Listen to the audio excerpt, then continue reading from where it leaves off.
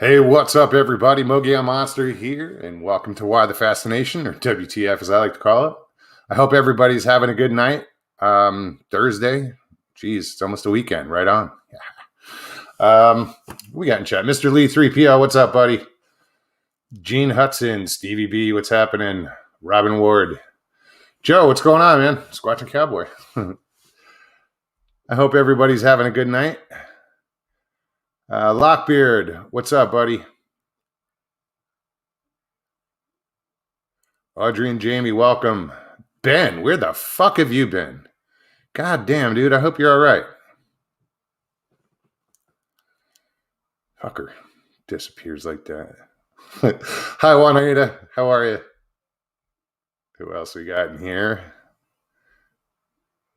I think I just covered everybody. So, guys, no plan. I'm just been too busy.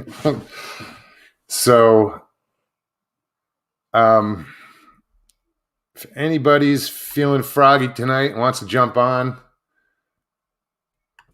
feel free. You know how to get in touch with me. monstermogollon@gmail.com. Yeah, just been really busy. How do you dig this, man? I think it looks pretty cool with the. I just turned off the lights in the room. I didn't know it was going to be so dark, and I was like, oh shit. Damn, purple looks blue. Oh well. Anyway, yeah, just been busy getting this trailer ready, and tomorrow I start working around the house here. Just got a lot of shit to do, figure out how the hell I'm getting there. Not sure about that one yet. I might hit on that later, but what else is going on? Oh, today got to go fishing with my dad, so that was cool.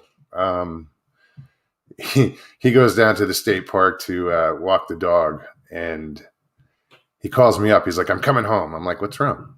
It's like, they're fishing. There's people catching fish, and, do you want to go? I'm like, well, I got to go to the bank, and yeah, I'll go.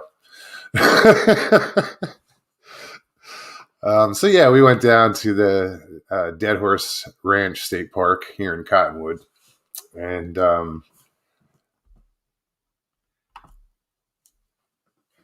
we went trout fishing. So we caught a couple trout, nice sized trout.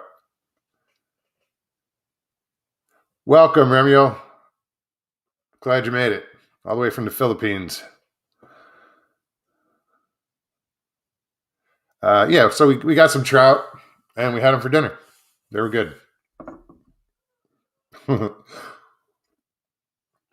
Good evening, Cashew. How are you? Long Island Bigfoot. What's up, Mike? Feeling froggy, Mike. Sandra Pink. What's happening? Ash Dobbs. Good day. Who else? Hey, Rob. What's up, man? Bigfoot, Michigan Rob. Pam Cassidy. What's up, baby? That's my sister, my baby sister.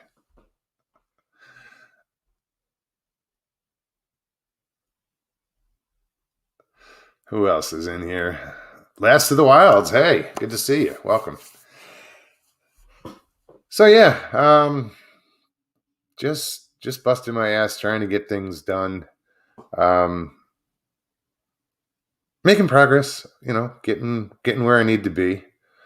I'm right on. I think I'm right on target as far as timing and everything. So it should be cool. Miss you too, Pammy. You hear me?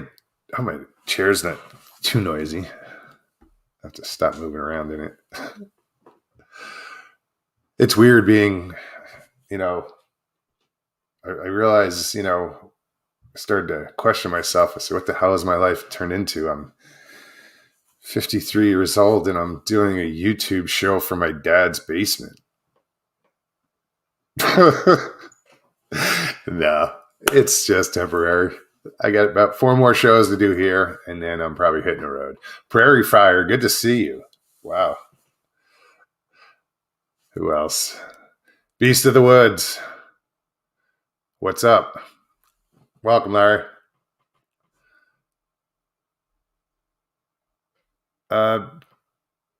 Enjoyed the show, dude. I was watching. I enjoyed your guest. He had a lot of stories, a lot of good pictures too. Unfortunately, I had to leave early. Get this thing.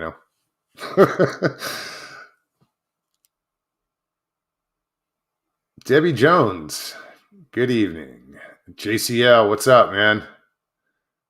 What else did I just see? Scotty B. Sissy Lawson. Awesome. Some good faces tonight. You're all good. I mean, that's terrible. It sounded fucked up. I'm just happy to see everybody. Mopar Bill. What's happening? New York upstate? We're in upstate, dude. You up in the Adirondacks?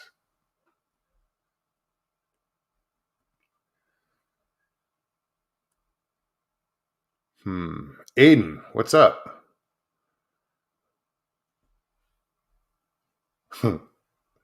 Oh, don't get all mushy in here, Debbie.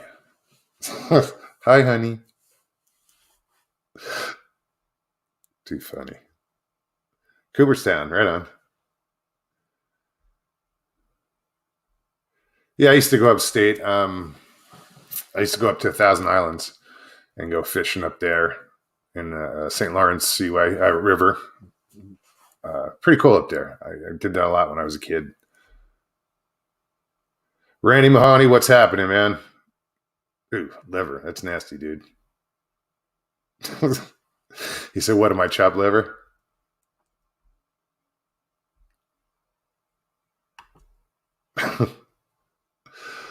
Nah, bro. Cork for brains. What's happening? Why won't that go away? Pushing buttons. Just, it's weird. I'm sitting a little offset of my keyboard, so I keep hitting the far right.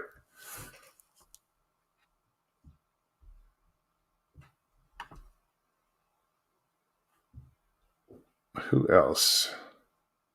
So yeah, I turned off my sound.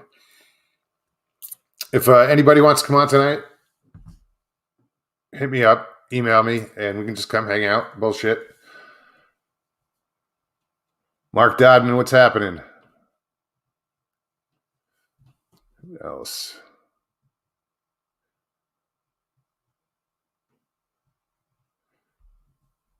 Sorry, guys. Just scanning chat. I'm always apologizing. It's because I care. It's true.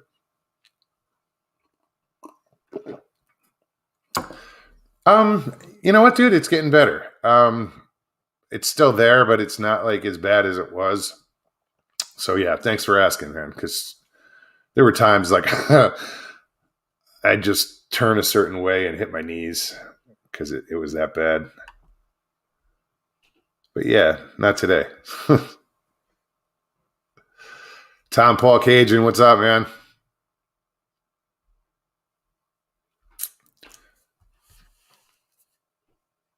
You know what I'm going to do is I'm going to put the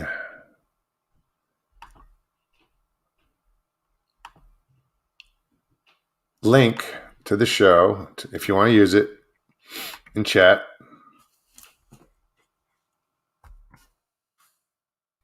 Anybody feels like coming on, come on and hang out. And it's in chat. It's in yeah. This is like Russian roulette. You never know what's going to happen.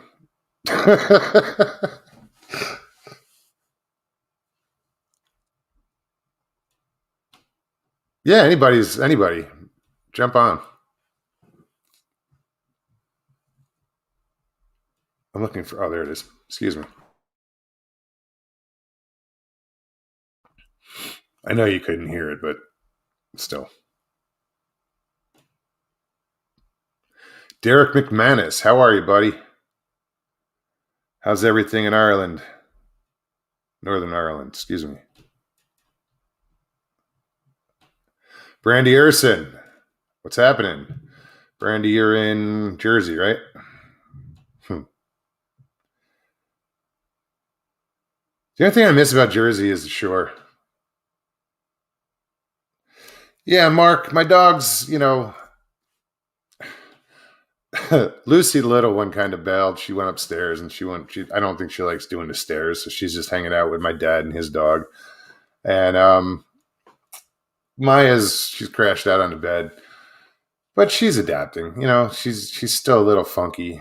She seems depressed, but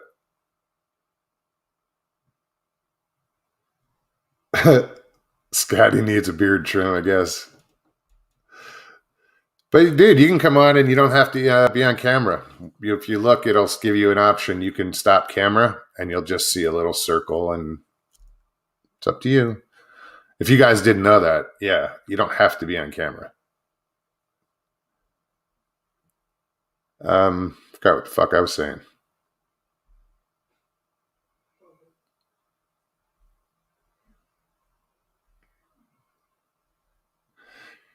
Carrie, what's up, buddy?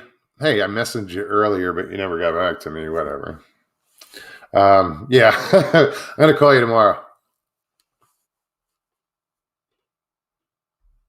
Good to see you here, man. I know you've been busting your ass. Miss Real Dill, great to see you. Welcome. Now get to work. No, I'm kidding. Shit, that was my phone. Excuse me. Write a memo. No. Who else? Oh, no worries, dude. No worries. It's all good. Yeah, I don't know if you know, Carrie. I'm going to Florida, like moving. So coincidentally, it kind of coincides with your somewhere around when you're going. I know I'll be down there, so I might get in touch with you again about that. But yeah. Oh, no worries, dude. It was just a get in touch with me message. I have no idea, Mark. But I know my microphone's not on my computer tonight. So that's what it might have been. Because it was just ironic because I never put it on my computer, like touching it. And yeah, I'm glad it didn't happen again.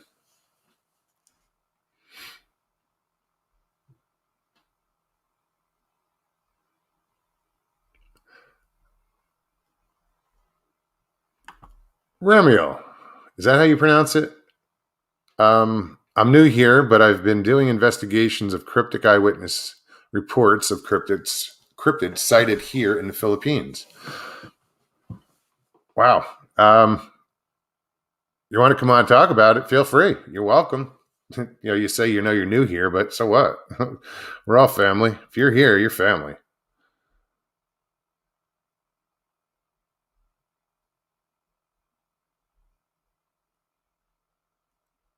What do we have watching? 56, right on. Mike, hold on, buddy.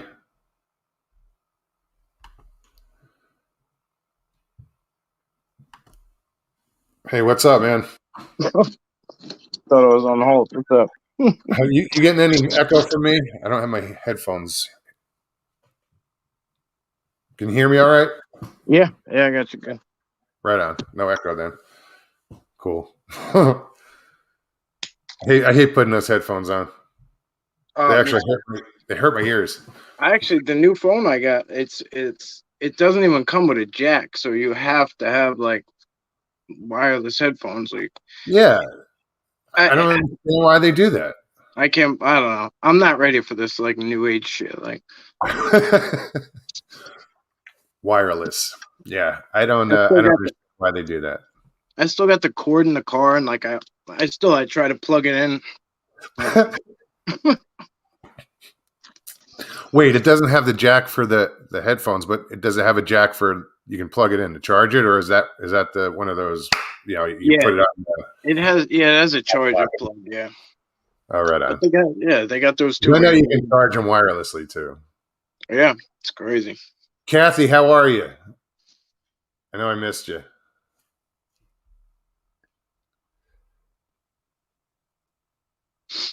Punch that thumb. Oh yeah, hit the likes while you're here. You know.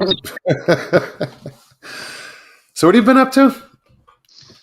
Not much, same old thing. Just been going to some new spots. It's been fun. It's been exciting. This past week's been fun. Like I really haven't fun. had time to watch. I see you posted a bunch of Yeah. stuff, and I just haven't had time, dude.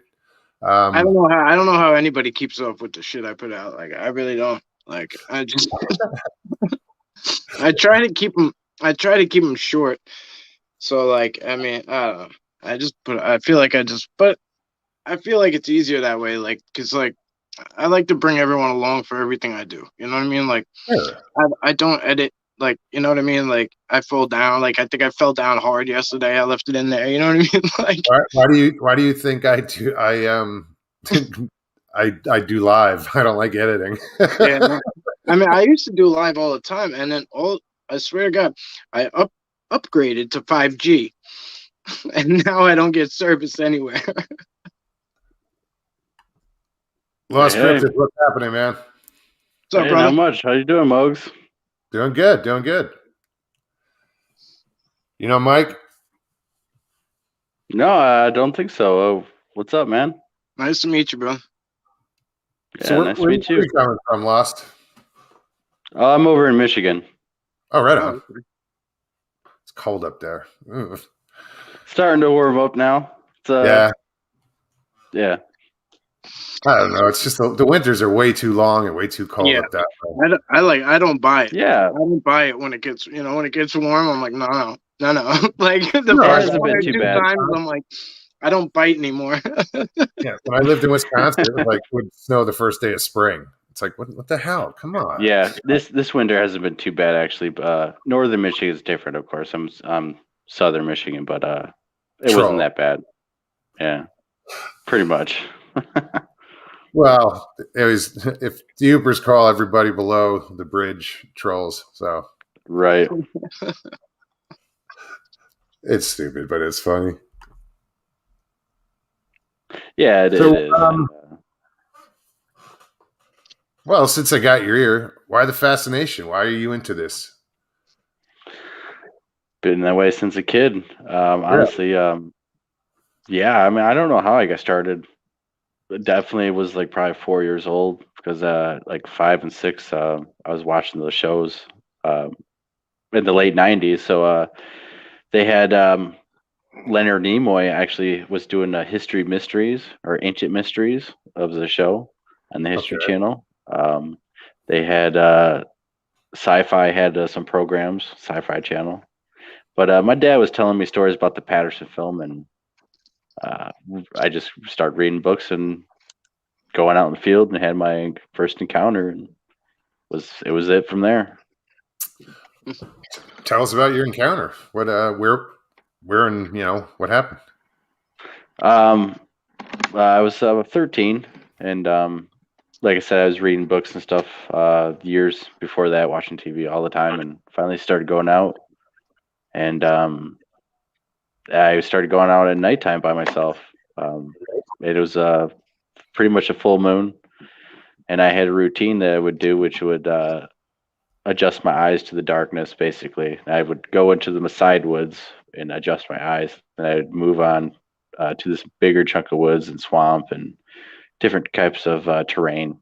And this particular night, I crossed the road and started going into this brushy area before the swamp, and I was paralleling the road, which would have been across from the side woods of the property. And basically, I walked a little bit, and then I heard something across the road, and I was thinking it was a deer because being out there all the time, with jumping hundreds of deer, different animals, and I just started out, so that's what I was expecting, and so it didn't move or run away, so I just kept walking about another 20 steps, 20 yards or so, and I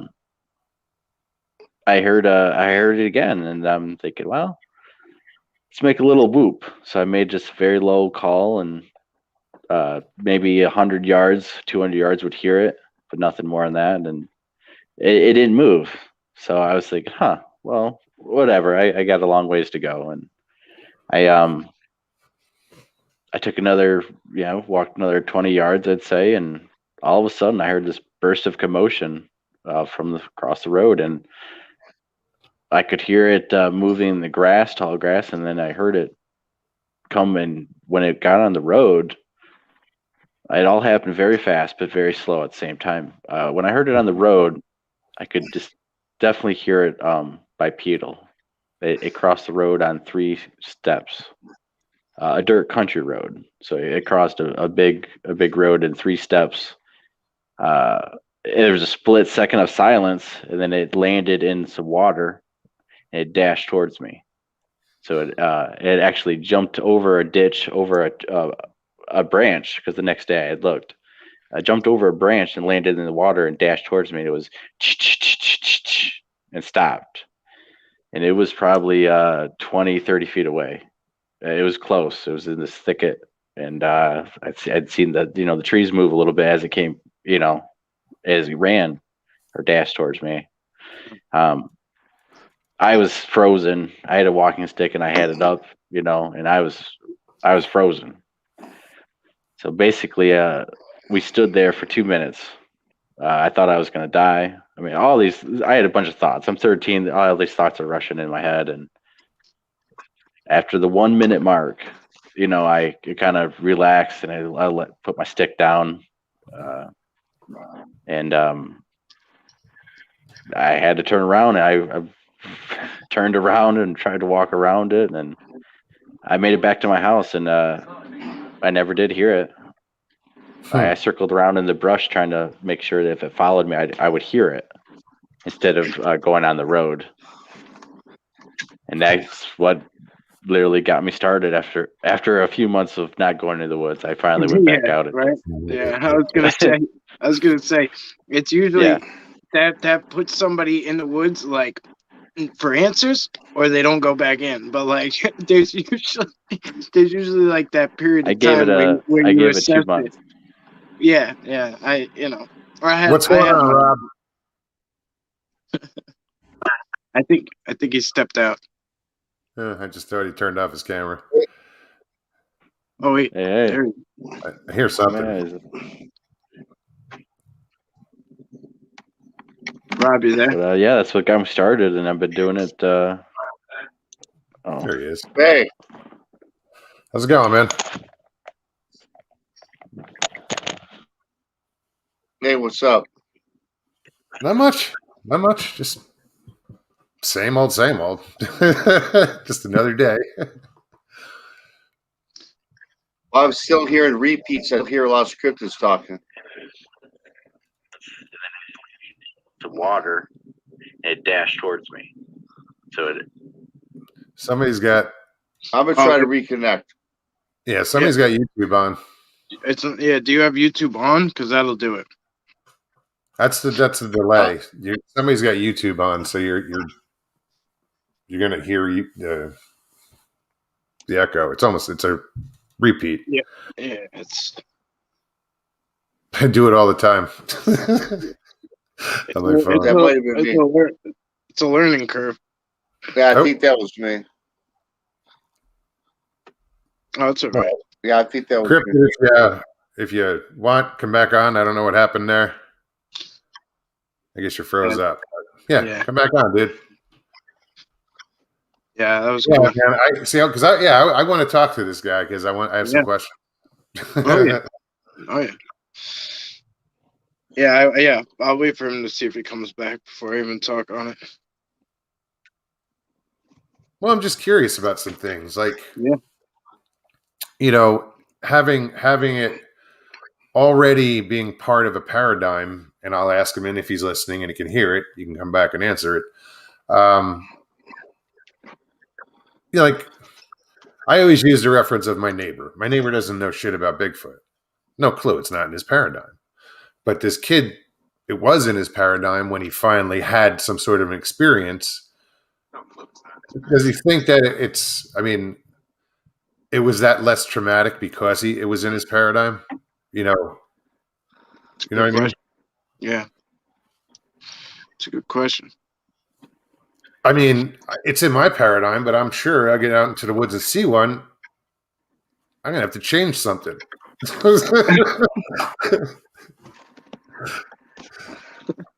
Like my shorts. I'll tell you, I don't drive down the street the same way anymore. Like, you should be on the highway. You should be looking at the cars in front of you. I'm like in the wood line. You know what I mean? Like, I'm watching the road. Distracted driving. The roads in my peripheral. Like, cell phones are bad enough. Now we got people rubbernecking for Bigfoot while they're driving. You know, Drop. hey. So today you're talking about, having PTSD and talking about Bigfoots. You guys have heard my story before, right? So I'm not talking about that today. We have time today. Everyone's going to be on, and today. So if anyone's seen, we did our show today. We had Hawk Paranormal on, me and Tex, and so through the interview, I had asked these researchers, because ever since my encounter, I've had sleep paralysis, right? It's going on 2.5 years. And the reason I'm on tonight is because I'm really freaked out, because about twice a month, I'll be sitting in a chair watching television or whatever, and the lights will be off. It's usually at night after midnight. And I will have darkness come down the hallway, circle around my chair, and I can see it spinning around my chair, and I get in a state of I can't move. I mean, I know that I'm awake, and I know that I'm not dreaming. I can see my TV. I can look up the stairs to the upstairs, and this thing I can see, and I cannot move. I can't get to my phone. I can't get to a remote control.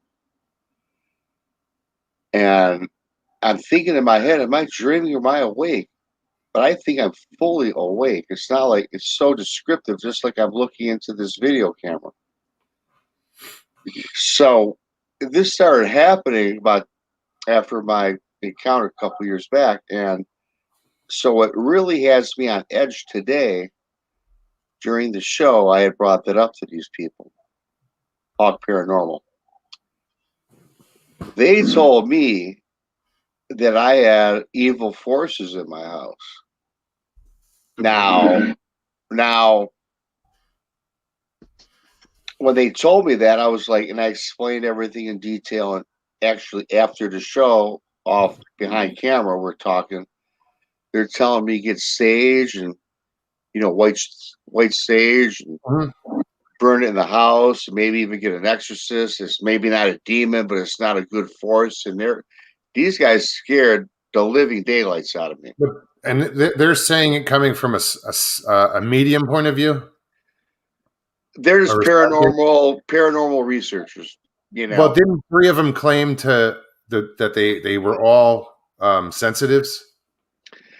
They're all empaths. Empaths, yeah, is what they claim to say. Yeah, and they're telling me that all of a sudden now they say I have evil forces in my house. Now let me tell you something. And they said that perhaps I was somewhere.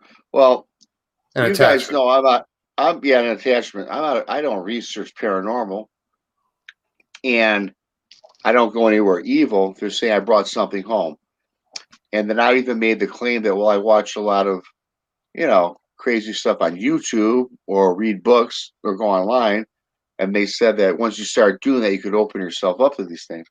Now listen, I've heard this all before prior to talking to these guys, and I don't believe that, right?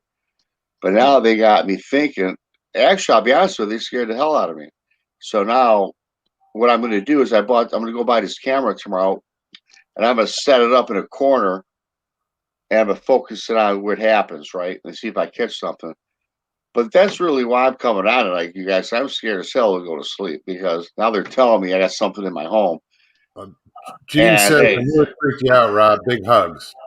So, yeah, Gene was. I thank you, Gene. Love you. She was on the show. She was listening and but watching. also, and Mr. Dude, Lee, 3PO has a point. Is that's just your opinion? You just don't know. that is their Yeah. opinion. Hey, listen, whoever comes on the show, whatever, I listen to them. Yeah. And Absolutely. I But it believe freaks what you they out. have to say. I'm not going to say, you're full of shit or whatever. Oh no, of course not. I understand. But what they said made a lot of sense though, right? So now it puts all these thoughts in my head. So it's like, man. So really, you guys, I'm actually kind of, freaking out now. I'm thinking about, man, maybe I have something going on here. Listen, And there are things you shouldn't do. so. Listen, I mean, I have this shit on deck, and like, I burned it I a don't little even have bit, my sage bundle with me. and it doesn't hurt to like, you know what I mean? This is like White Mountain sage, I think. Like, it don't hurt to just burn a little bit and just put it around the house. So, And keep you know in what I mean? mind, guys, you can it's all about the intent. Yeah, The intent you put in it. It doesn't have to be sage. You can smudge with a cigarette. yeah, But what I do is I say a prayer. I say the Lord's Prayer as I'm doing it, but I also, I cover myself with that smoke and the intent and say, no evil forces or no negative energy is allowed here. And Well, I usually do it before a show. But it's just the intent, and you have to really mean it and believe in what you're doing. yeah. well, But it's a cleansing. Well, Mike, Yeah. too, what you say, I do believe it because this has happened like 10 times in the last 2 years, maybe 12 times. And every time that happens, I do say, hey, Lord Jesus Christ, tells you to get the heck out of here. Or whatever I say, can't I recall. say the Lord's Prayer. And I'm like, and usually after Exactly. I say that, it kind of goes away. But now this guy is, in his opinion, is saying that, maybe I still have something lingering in here that I was attached to. And that bugs the heck out of me, right? But Because I want not, nothing lingering around in my house. okay. But is that what's bothering you, or it's the fact that maybe you have an attachment? I mean, because you say you're not. No, but I'm saying like you almost seem like you're angry that they even suggested it. I am, because I think it's kind of true, because as time has gone on with these encounters or spiritual whatever I'm going through, I've getting used to it. Then I'll say, hey, F you, I'm going to kick your ass, and I get ticked off at it. And I'll get out of my house. But it's almost like I'm egging it on as to, I want to see what this really is. Because all this is dust and swirl. I said, show yourself to me, It can be aggravating because this is, when it's your home. Like, I mean, I go through a lot of this with my wife, and I don't want to. Hold on. Check this out. Gene Hudson just said, Rob, you owned a bar. It could have come from someone in there. That's very possible. I see thousands of people. The people that are in bars, dude. I spent half my life in bars. Well, Gene makes a very valid point, which I didn't even think about. Wait a minute, guys, and don't get me wrong. I'm saying there's some amazing people in bars. They're pissed that you made last call. I met my second ex-wife at my bar. What are you talking about? This will teach you to sell the bar. A lot of yeah. Then I get to thinking that I'm evil because I'm giving drinks to people that shouldn't be drinking. So all of a sudden, I feel like a bad person, right? I had a complex about that too. We won't get into. But all those years of having a bar, someone might have brought something in, and you could have gotten an attachment. It's not something due to something that you did, like you brought it on yourself. You might have been you might have got drunk one night and just were in that weak moment that you were vulnerable. Yeah. I mean, like, I like going antique shopping. Like, there's always a risk in that, like, because you never know what this shit has. Like, you know what I mean? Like, but like, I don't know. Like I deal with it a lot because my wife, and I don't want to talk on her without her here, but like this shit can be aggravating and scary and whatever. Like it's your house, like, and then these things operate on their terms within your own home. So like, I'm sure it gets a little aggravating, but So that's the aggravating thing. I brought this into my house, I assume, and it is aggravating, Mike. Man, that's the perfect word. It's like I don't want to deal with this. I mean, every once in a while it happens, and I get like freaked out, and I don't sleep for 2 days because I think maybe because I do believe in God, and I believe there's a devil, so I'm thinking the devil's after me. I mean, there's a lot of crazy things go through my head when I see this because I know that I'm awake and I know that I actually see it. It yeah. ain't no dream. It ain't a dream. Yeah. I mean, but like, what do they do? Are they doing anything harmful? Like, are they opening cabinets? Are they just walking by? Nope. You know what I mean? Like, It's the same thing every time. Comes down the hallway. It's always when I'm in my area where I watch television. I got a hallway. I got a lazy boy stereo equipment in the back. At night, I'm kind of drifting off, half ready to go to sleep. And I'll see a darkness. It'll come down right down the hall. I'll see it. I will see it, and it just circles around my chair, and I get this feeling of dread comes over me. yeah. It really does. It doesn't scare me like where I'm starting to cry, but I know that it's not. And this is Right. when you're having sleep paralysis during this. That's what I think. Yeah. Well, I think it's never when I go upstairs to bed. It's always in the lower section of the house. Yeah. So you can't even like get up and like move yourself from this situation. I can't move. I am. Sucks. Yeah. I can't even get to my phone. I can't get to the remote control. Turn off the TV. I am frozen solid. I can't move my head. The only way I can see is by moving my eyes up and down. And I see this thing circling around my feet, around the chair, and I can't move. I can't get up, sit forward. I can't turn left or right. And it lasts anywhere from 3 to 5 minutes. And then I start talking to God and say, hey, God commands you to get out of here. But it's not like I wake up that it goes away and I'm still up. And I'm like, wow, I wasn't sleeping. I actually was physically awake. So I was told that's what sleep paralysis is. So I don't know. Yeah. So it sounds like it. I've never experienced. No, man. I don't. It just bugs me that it happens too often. Twice a month, probably. There's got to be something to that, though. Like that's pretty often. You ever see that show? You ever see that show on Netflix? It's called Hill House. See, I don't even watch. After this started happening, dude, I don't even watch nothing like that. Yeah, no, I'm just saying because there was one of the girls that had it, so I was gonna refer him to that. But yeah, no, all right. Yeah, but that's real. That's exactly what it sounds like. It's sleep paralysis. If you wake up and I know that feeling of dread, though. I mean, and I felt that, and it was due to a spirit or whatever, an evil presence. It scared the shit out of me. I got so scared, I got pissed off, and just started yelling at it.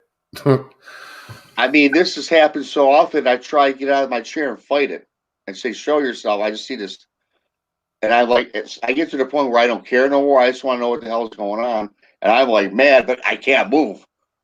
The only time I can move is after I say the Lord's Prayer, talk to Jesus, say He commands you out of here. Then all of a sudden, it's like I'm free, and then I stay up the rest of the day until morning and make breakfast, and I don't sleep till the next night, and then it doesn't occur again for another 2 or 3 weeks.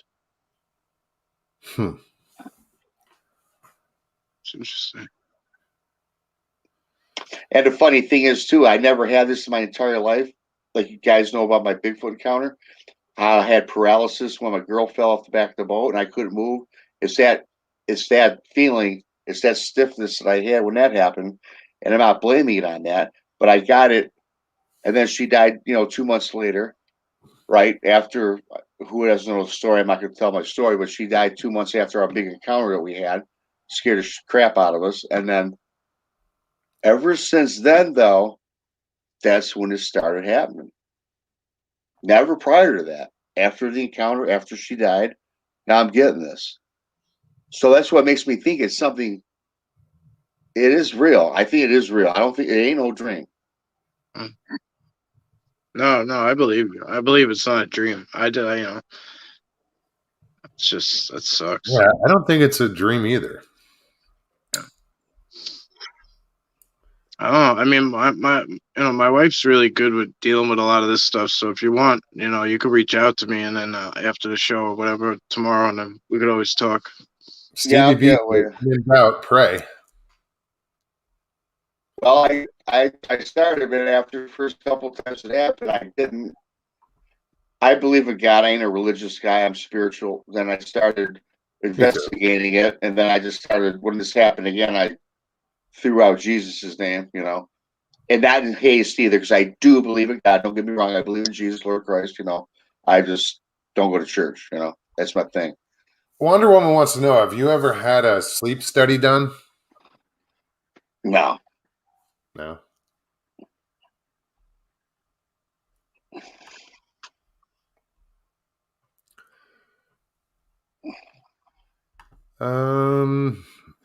Real deal. How long have you lived there, where you're at? Well, I've been here. This particular house, 15 years. Okay.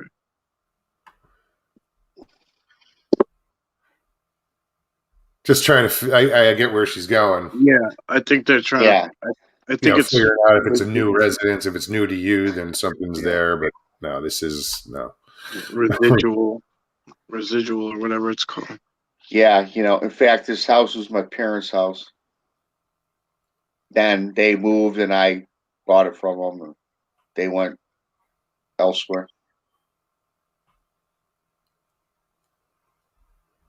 Right, and I'm just sorry. I'm just. You always say sorry. I do, because I get quiet and I'm looking over. I mean, it's funny. I look at chat, but it looks like I'm looking like off the screen. Yeah, because you think when you're like the host, you think there's this awkward silence. Harry says the main treatment for sleep paralysis is improved sleep habits, sleep hygiene, including going to bed at the same time every night, ensuing a comfortable sleep environment free of distractions. But it's not happening when you're asleep. Yeah, I'm not asleep when this happens. I mean, when I go to bed, I go upstairs into my bedroom. This happens always down in the lower part of the home. And I say I'm a night owl. I admit I don't go to bed till 2, 3 in the morning. But right around 12 o'clock, I'm watching some YouTube, checking out some Bigfoot shit. Then I'm like, 3PO just asked. Harry, did you Google that? I didn't mean to cut you off, but I had to throw it out. No. No, I hear what you're saying. I wonder if there's I wonder if you're just so relaxed, it's almost the equivalent to being asleep. You know what I mean? I don't know how to put into words what I'm trying to. I mean, it could just be a fantastic dream, but it's not fantastic. I wish it was something else, Hey. Welcome back. Hey, Blake. Yeah. If I go again, I won't be able to do the show. My girl took my charging block, and this one isn't working. So we will see. I switch cords, but thanks for the heads up. So when you pop off, we're not. But if I pop off again, I'll come back on a different show for you, of course. So now, I had asked these guys earlier. I mentioned it. That question I wanted to ask you is having in your life, you said at a young age you were into Bigfoot before this incident happened. Do you feel that having that as part of your paradigm before the event helped? It wasn't as I'm assuming it wasn't as traumatic as, say, the guy next door who doesn't know what Bigfoot is or never heard of it. And I think so. You went back into the woods 2 months later, so Yeah, and never stop then. Yeah, because if you've already have like a thought on it, an idea of it, especially if you believe it, well, like I did as a kid, it's not like a world shattering shift on your paradigm, what you thought was in the woods and what is actually in the woods. Yeah. So I believe it does help. I was just curious about help reduce the shock, let's say. But Good. Right on. actually, there's we just got a report that just happened of this guy seeing one, scared him so bad. He's a lifelong hunter. Scared him so bad that if he sees it again, he's selling the house and moving. And so we're gonna go out there and investigate and recommend he set up security cameras, floodlights, and maybe shoot some guns off at a range he makes or something. Yeah, that's just it. Like it's like you either like when you see them, like you either like want to know more or like you just kind of like some people like don't go back in the woods. I know somebody who moved to a city, like the biggest. They went to the nearest biggest city they could to surround themselves with cement. Like you know what I mean? Like, and it's exactly, and that guy probably will too. Actually, people just don't believe. I told a guy at work that I'm going to Florida to look for Bigfoot and stuff, and he snickered at me and just that was it, end of conversation. And I'm just thinking, wow, it's just amazing that there's so many people that have no clue. Oh yeah, don't even give it a thought. Yeah, I dealt with tourists for 4 years. And, so I'd always talk to them. And then once I got into Bigfoot, I was like, well, I'm still going to talk to people. And I started feeling people out. And some people were like, you're nuts. And others were like, well, as a matter of fact, and tell me a story. You never know who you're going to, who has what story. But I've had those people who were like, that doesn't exist. All right. Yeah. It's funny. Exactly. Hey Blake, can you hear me, man? Yeah, Rob. Yeah, I was gonna say I got your email and stuff, and I'd definitely be happy to be on the show anytime. Yeah, but plus outside of that too, Blake, man, we're like, I don't know where you live, but yeah, when I started watching your show some time back, and we're in the same state, man, and I had an account here. I know you do some research. I like to hook up and maybe, spend some time and check it out because I'm looking for somebody to go out with, man. And we're probably a couple hours away, 3 hours at the most, probably. Yeah. Or my team members are probably closer to you. Yeah, we'll set up an outing. We'll definitely take you out if you want to go out into some of these spots. Oh, yeah, That'd I'm just going to post this real quick. This is from Ruger Ridge. Yeah, it'll be fun. Rob, when you see it coming down the hall, put a whistle in your mouth. When it gets close, blow it. If it happens and you don't blow, you're sleeping. It's an interesting idea. The sleep paralysis is fucked up though, because like I don't think you can. You have enough time. I don't know if you can move your muscles like. It's so weird. It's like it's almost like he was saying, like I don't know. See, I always thought that true sleep paralysis was like waking up before your body's ready to wake up. Your mind wakes up, but your body hasn't woken up yet. So hey, listen, that's what they say. That's what I thought. About the whistle thing, I can tell you this: when I was sitting there when this was happening, I literally tried to yell at this apparition or just scream at it or to say F off or whatever. Couldn't even speak. Like I said, I couldn't even reach to get to my phone if I wanted to call 911, which I wouldn't, or call, or do anything. Just couldn't do nothing, man. I couldn't even speak, talk, or move. I could just move my eyeballs around my position in my head until I started praying. You said the word, so you just said the Lord's Prayer in your head? In my head, right. Okay, right on. Yeah, I had experience like that before. Actually, So sometimes I wake up before my body wakes up, like you said, right? So I know I'm awake, my eyes are shut, and I have to focus. I like my breathing and stuff because I don't want to. I kind of get scared, like I'll stop breathing or something, right? But I literally can like shake myself awake, and I'm already awake, right? But what I experienced wasn't that. So what I experienced was I woke up, eyes were already up, and I was stuck to the bed. Okay, and it I didn't see nothing. I was having weird sensations, and the house was a little haunted and stuff. There's a lot of weird stuff, but I felt big pain basically in my gut and groin. You know, really intense pain, and then I finally jerked up, sat up. My books on my shelf nightstand just fell to the ground. I didn't touch it. You know. Yeah.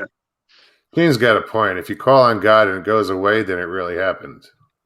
I Or- believe I did that too. You know, I couldn't say it, but I was definitely saying it in my head. Yeah, Gene, too, to that point, I would say all the foulest words in my brain at this thing, and it didn't work until I mentioned the Lord Jesus. And then it went away.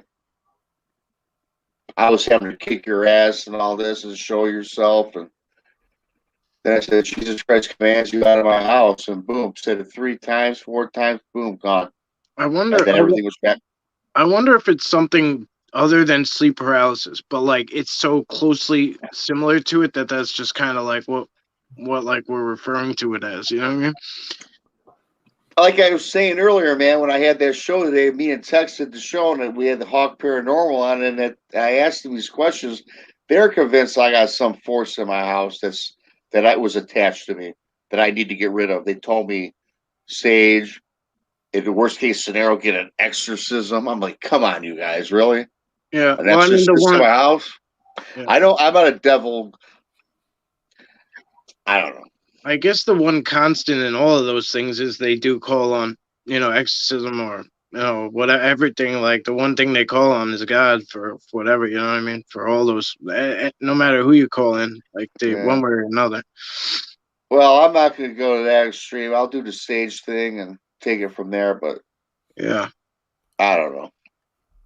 Hey, Blake, you weren't here, man. This happens to me like twice a month. I get all these crazy things where I can't move, and long story short, and it's creepy. It's creepy, man. It don't feel natural. Still happens, huh? I know I've heard you on the shows before. I talk about. I thought it was like a one-off encounter, but wow. Yeah. No, it's more than I'd like. In fact, it gets to the point that I'm used to it, where I'm kind of like challenging this force, which I was told is a bad thing because that could lead to something worse. So, yeah, I'm kind of a religious man a little bit, and just keep praying. I would say, Ruger says I woke up praying. Wow. that's cool. It's very powerful to have faith, especially with you're dealing with things you don't know about and can't see. Yeah. Lost Cryptids. I had a question about your thing. Yeah, you were talking about earlier. Your encounter. So you say he came across in like 3 steps across the road. Yeah. And then like he jumped over. So like basically he came past you for the most part or over you? No, he came directly to me. Okay. So he stopped and he was 20 feet facing me. He was 20 feet away, 30 feet away. Yeah. He came down the embankment. I heard him coming down the embankment. When he got onto the road, I don't know. I could tell that it was like human sounding. He stepped like a human for 3 steps. The next day I went out. I tried to find tracks. I didn't see nothing. And it took me 5 jumping steps to go across the road. And also the branch he jumped over was out a ways from the road and also up, 3-4 feet up. So like no human could do that. I mean, sure. And then I found a small juvenile print in that area when I was younger, but I wasn't prepared or anything. And it's not trying to be professional at it, of course, but I definitely was hearing stuff in the area. So I believe that they're there. I mean, Michigan has them. They're pretty much all over Michigan. Oh, Sure, they're everywhere. Yeah, they are. I mean, I'm not afraid to say it. They're everywhere.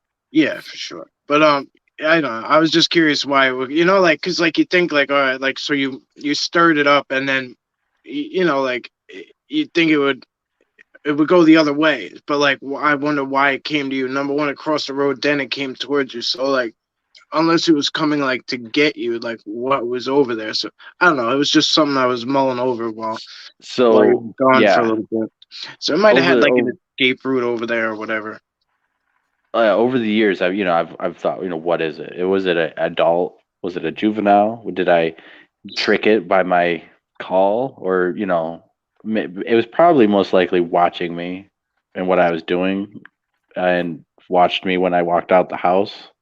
Most likely, especially when I crossed the road. If it was on the road and looked down, it would have seen me, and I was making noise. I wasn't trying to hide myself, so it deliberately chose to do what it did. It didn't make any aggressive noises. I say it was a bluff charge, but it wasn't aggressive. No indication for it to make the bluff charge for me to run away. It was, I think, maybe just curious, wondering what I was doing. Could be. I don't know if it was a young one or not. Yeah. Hey, Rob. I'm just putting these as they come up. Remio says New Agers use particular crystals for protection from negative energies or entities. I know that to be true because I worked in Sedona for 4 years, and every New Ager town. It's probably the New Age town. Yeah, and there's different rocks you can carry. I mean, here's the thing.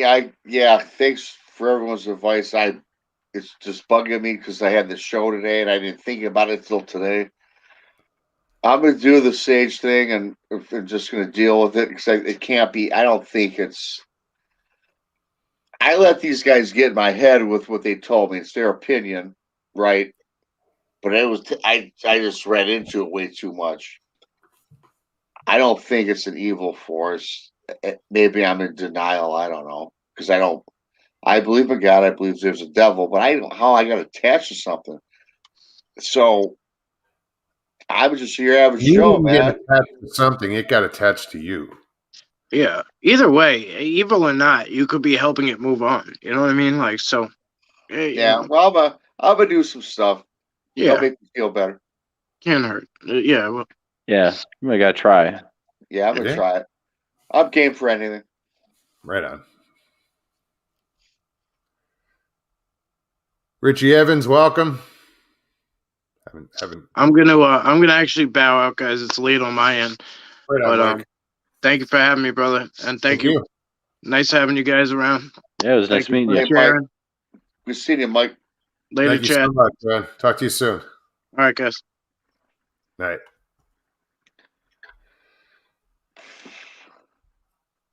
So yeah, who did I just see?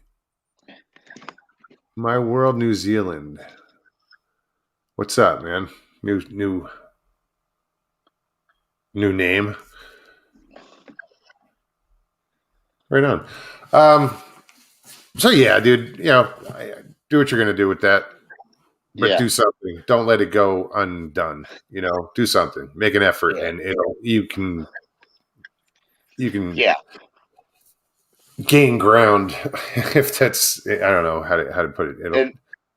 Well, the funny thing is, if I didn't interview these people today, I wouldn't even be talking about this today because I kind of blow it up as a grain of salt. You know what I mean? Kind of like we do most things. But it could explain things. So yeah. So it made me think a little more. That's all it was. Yeah, which is good. It's not going to hurt. You can even salt your doorways, salt your windows. You put salt along your windowsills and in the four corners of your doorways that go outside. It's just these little things that are they're folklorish, but I do it. Yeah. There was a reason why people were doing it. Exactly. Yeah, for sure. So anyway, we can steer off this subject. Okay, fine.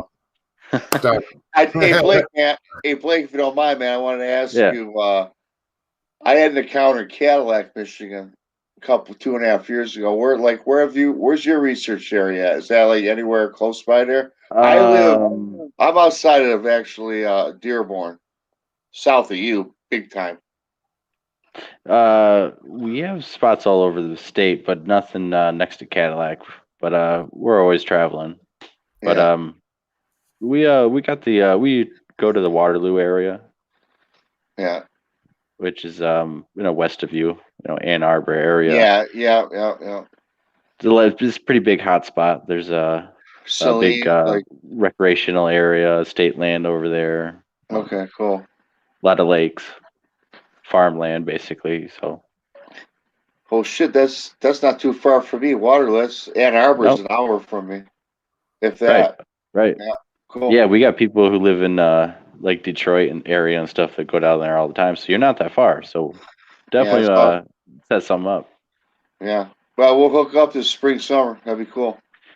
Oh yeah. There's a lot of reports. We've actually had activity there. We got private property and then the state land, of course. But we've had stuff thrown at us and got audio calls actually I was sleeping.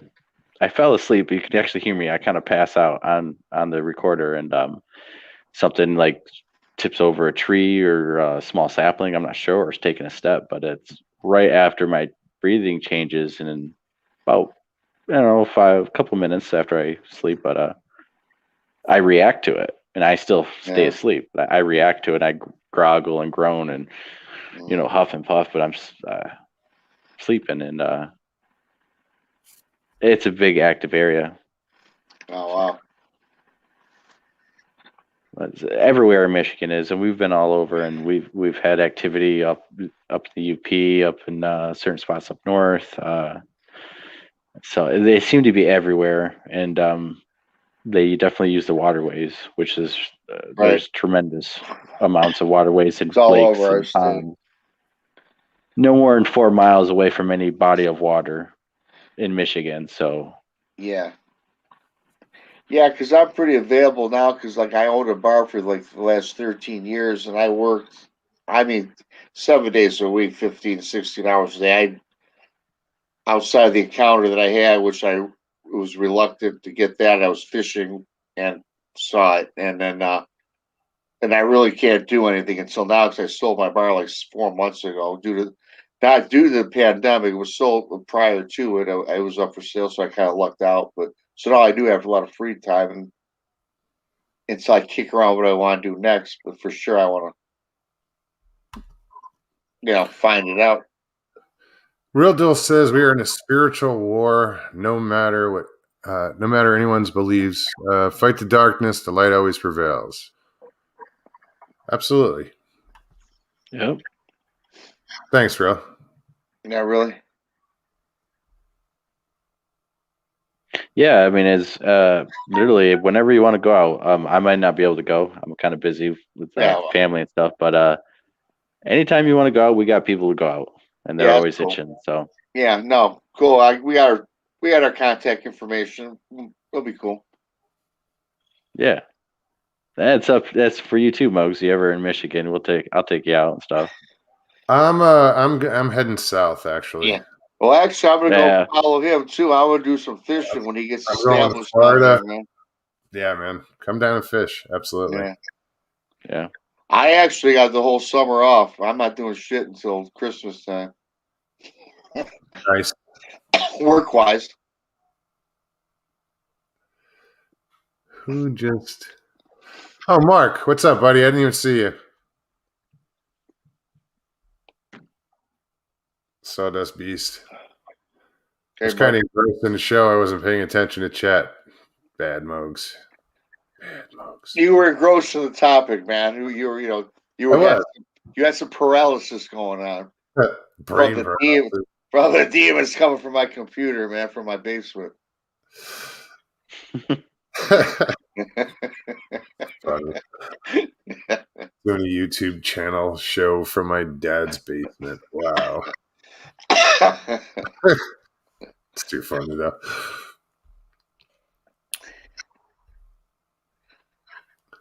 I'm just scrolling through.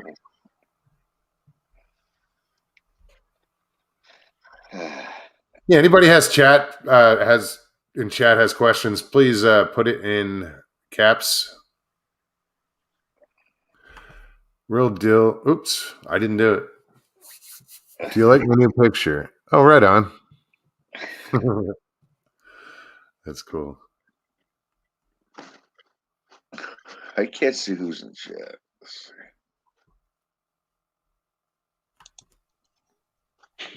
I got people texting me and stuff. I'm trying to swipe it away. Oh, no worries. Kick myself out. I do it all the time. Yeah, it's a little late over here in Michigan. I just did my own show, but I do watch You Mogs and stuff. I watch a lot of people actually, and Well, I appreciate it. Thank you. yeah, No, of course, man. You have a good show. Your channel yet? Like I haven't I haven't had time to do shit really. It's all good, man. It's all good. No, there's so many channels I want to check out, and just lately, there are a couple of weeks, I can't. For the next few weeks, I'm not going to have time. Once I get settled, once I get to Florida and settle in, then I can get back into the groove of things. Right. Yeah. Joe says, "Don't hit the red button." Oh. I'm always hitting the wrong button. Yeah. If you just see me disappear, I'll be back. Kick myself off my own show. You're just a big kid, Mogs. Nah. Well, yeah. But aren't we all? That gotta be.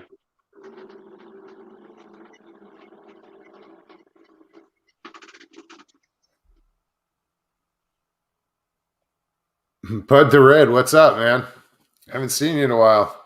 Great to see you. When when Rob comes back, we'll throw the. Well, I'll post that.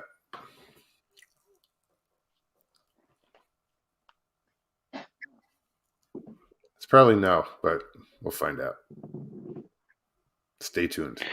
Yeah, it's hard to tell when you can't see what you're dealing with, and it's attacking you.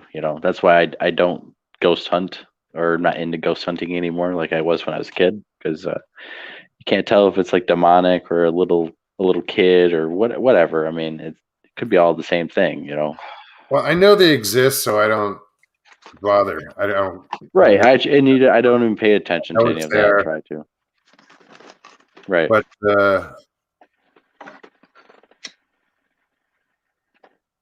Bigfoot, I'll go out in the woods, go out in the dark, go into scary stuff all the time, but I don't deal with ghosts, man.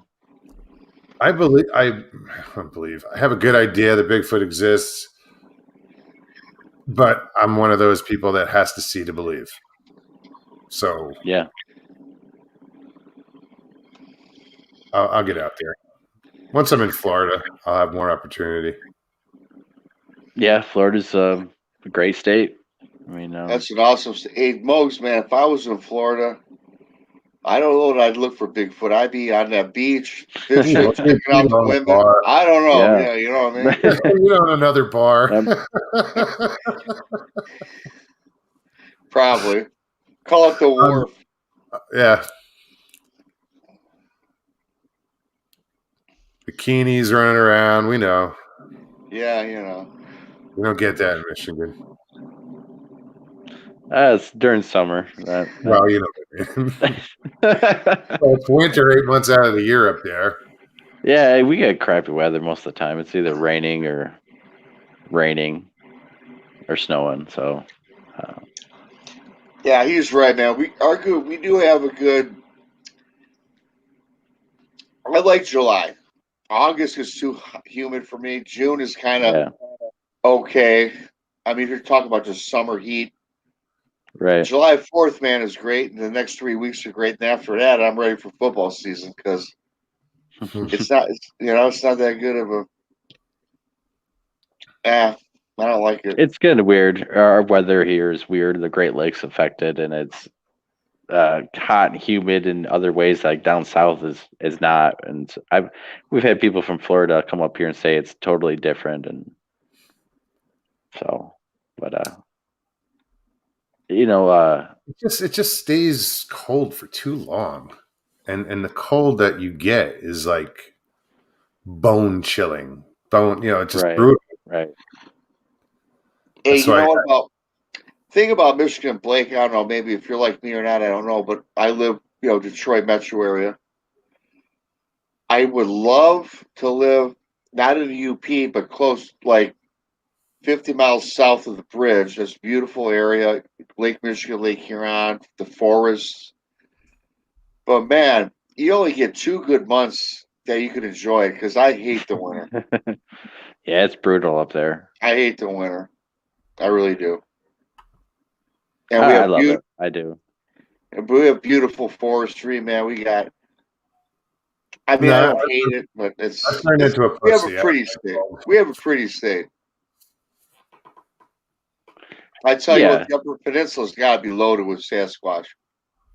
Oh yeah. Yeah. I mean, there's Val, our good buddy Val, who's a team member. He has over 1,700 reports in Michigan from 1600s, from when the French were coming over all the way up to present time. So it's always been a busy state with them.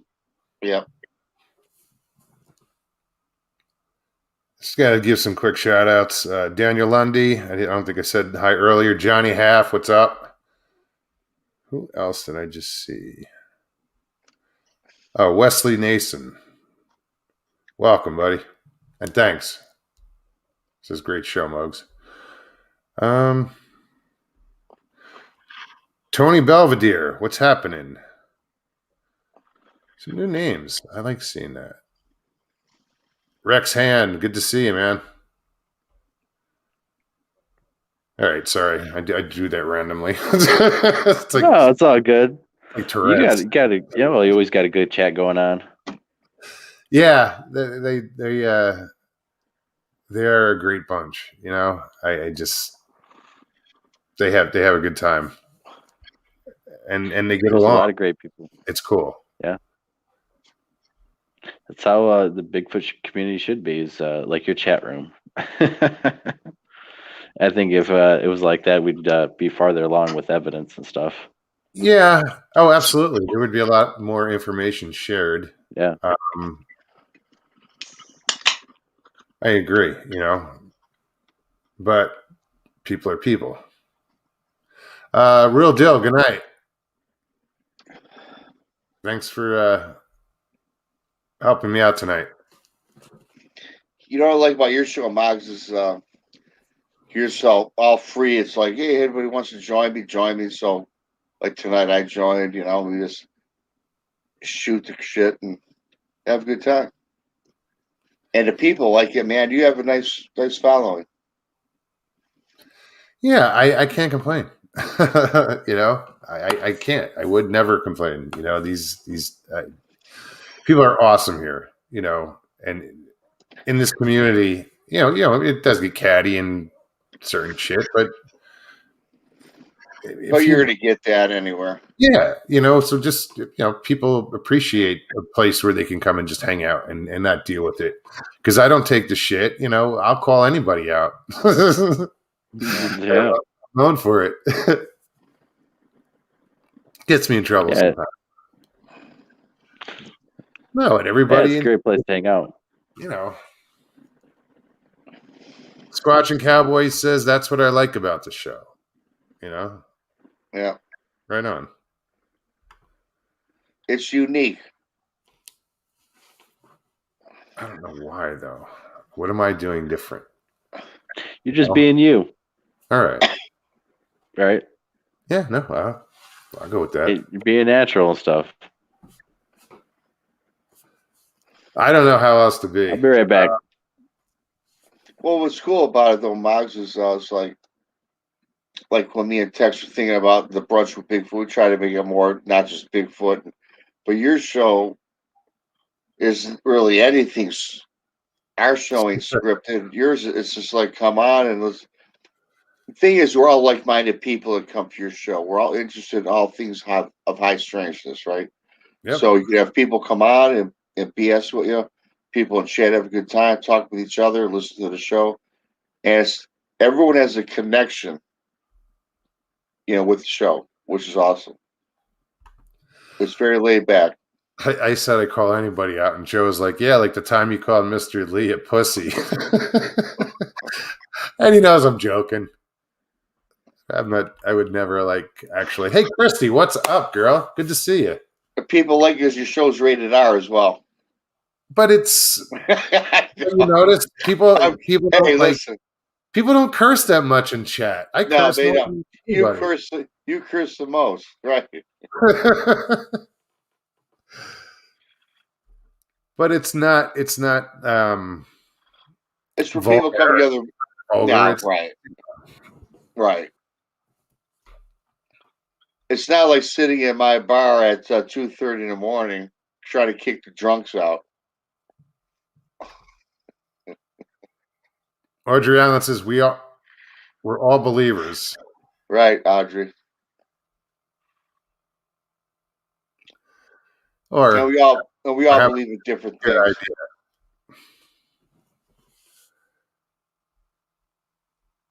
Okay, what? All of a sudden, fucking chat is flying. Lockbeard says, "Yep, let people fucking talk." Indeed. Except for Lockbeard.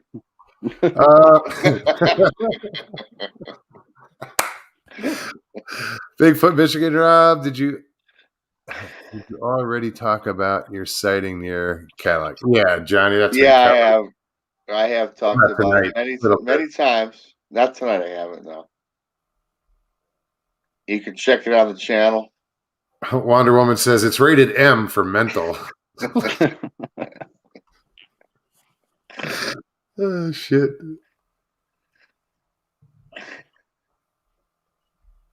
Oh, thanks, Mr. Lee 3PO.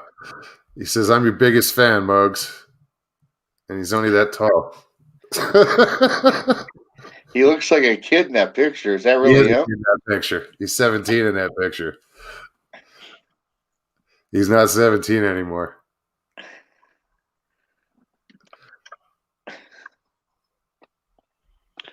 Yeah, Mark Dodman says your style of calling out crap sits well with Aussies. Right on. Here, just yeah, I was gonna say, what a great way we get to meet all these people that we never really would have without doing any of this. I mean, I always think of how lucky I am to be meeting all these people and doing what we're doing. And yeah, I'm gonna tell you something, Blake. Man, it's funny you say that because I have a certain set of friends that I've known since high school. I started coming online in these rooms right after I had my encounter. Right, I swear to God, I've probably got more friends online in these rooms than I do in person here where I live. It's crazy. And it's cool. Yeah. I talk to people all the time that I've never even met. Now you can meet them kind of like this. It's a really cool thing. Right. It is fantastic. Lockbeard has a question. What is the panel's thoughts on little people? Definitely real.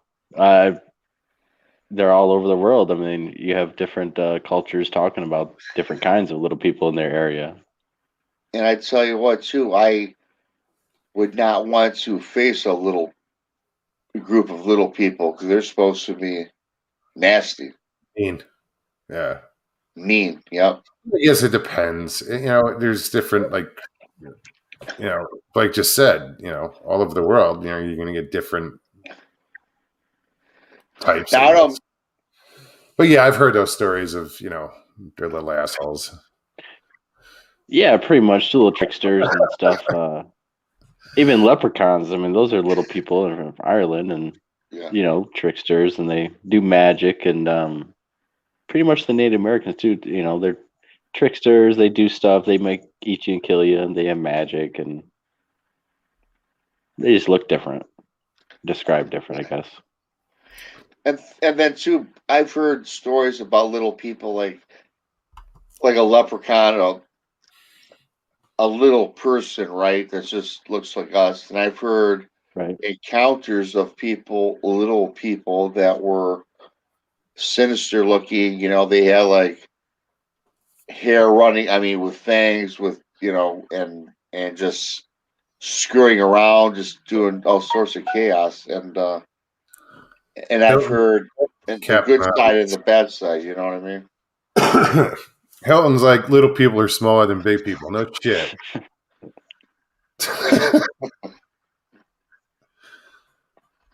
Yeah, there's it seems to be different kinds. I've heard the same thing, like sinister looking ones and normal looking ones and troll looking ones or gnomes and gnomes and all that. Hey, I'm little.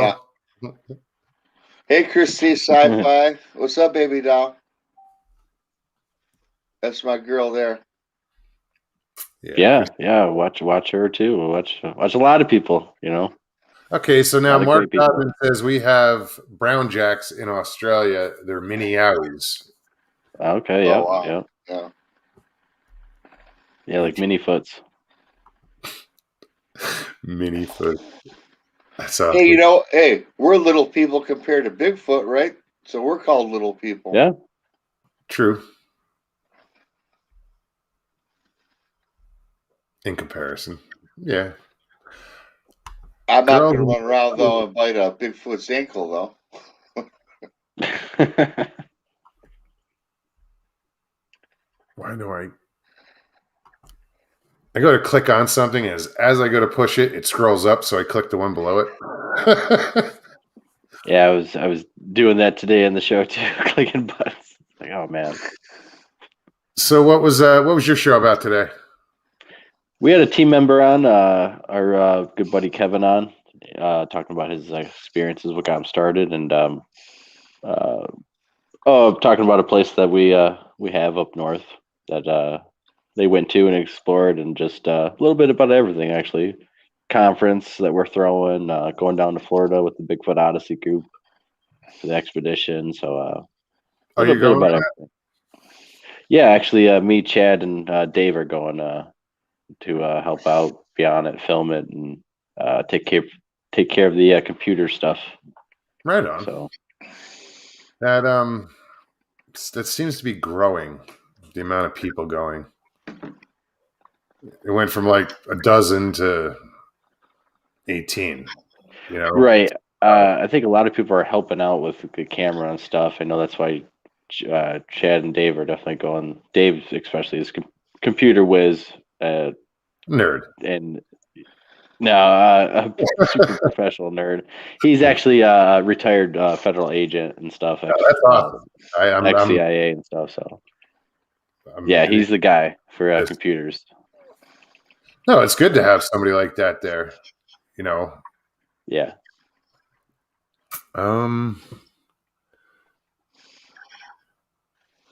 Thanks, Hilton. Dick.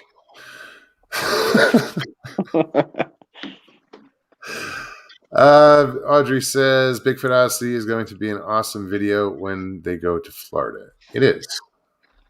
Oh yeah. Well, the way it seems like it's being laid out is to be a nice long documentary, that whether, and I like how he portrays about the teams of guys, and let's say that nothing even becomes of this, no evidence, no big money shot.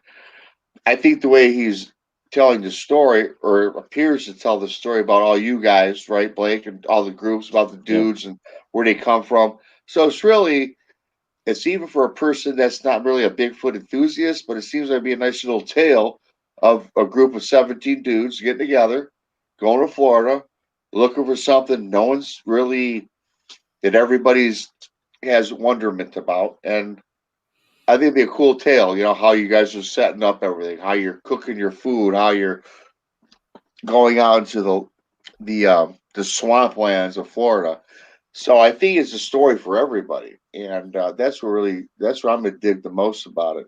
And I'll watch it regardless if you guys come home with anything or not, because I think it's gonna be an epic tale. I really do. Yeah, that's right. There's tons of potential for really. Absolutely. Good. Oh yeah, there is. I want to say we're potential for disaster too, but Maybe, yeah, a little bit of everything actually. But that place is that active, you never know what's going to happen. the place is pretty active. I mean, we're fairly confident we'll be getting audio at the very least. We got a thermal drone. We'll flying up in the air, multiple thermals. I'm bringing my thermal. So, I mean, the potential to actually get great evidence is there on top of this great documentary and, professional cameras and stuff. We have fully decked out geared. I mean, this is an interesting observation by Lockbeard. Retired federal agent. They are never really retired. You guys are being supervised. I'd never take a Fed. Well, it doesn't seem to be a bad thing if that was the case. I mean, the government knows what's going on with the situation. I mean, especially down there. According to Mark, yeah, no, they do. I have stories here in Michigan of the DNR doing the same thing, having areas where they patrol. They don't let people in. They're monitoring license plate, taking pictures, trail cams. I mean, yeah, we have the same kind of stories going on. It comes down to they monitor the situation. What they have the reasons, probably national security reasons. That's all the government needs to do whatever. And oh, sure.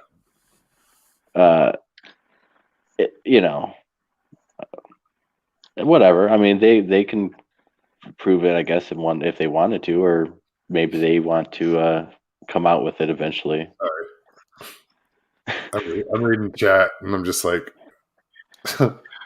Christy. I'm not even going to post it, but it's funny. And then people are talking about fishing, so I'm totally distracted.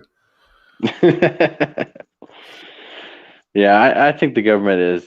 They just take out rogue individuals, and they, I don't know, maybe let other ones live. But I do hear stories of. I hear crazy stories.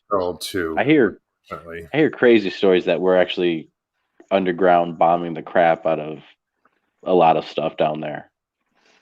Like there's a war going on underground that we're dropping huge, heavy munitions, and if you hear a little earthquake here, a little earthquake there, like we've had in Michigan recently, they're letting off huge munitions. I don't know. That's just what I hear. That. I've never heard of that. I mean, I've heard of DUMBs, deep underground military bunkers, and I've heard that they might be stuff like that. Yep. The tunnels they're building, and too here, Blake, as you might have heard the reports that we've got here in our state, north of us. I don't know about south of us, but there's supposedly a deep underground military base just south of Lake Superior, like north over the bridge, and you go a little towards the west. There's supposed to be a base there, and there's supposed to be a base too, from what I understand, which sounds somewhat far-fetched, underneath actually the water in Lake Superior. And man, you know what? Yeah, I believe it. I believe it, man. There's one like in Midland. I heard. Dude, it's probably for sure. Like I believe it. Yeah, I mean. And you talk about the dogman activity, man. One of my beliefs has several bioengineered, I think, governmental engineered species that escaped. A whole super soldier attempt. Well, what I seen looked pretty natural until it got up and ran on two legs. So, yeah. It looked completely like a wolf. It didn't look like a freak of nature or anything. It just got up across the road, and it started running in the field like a person.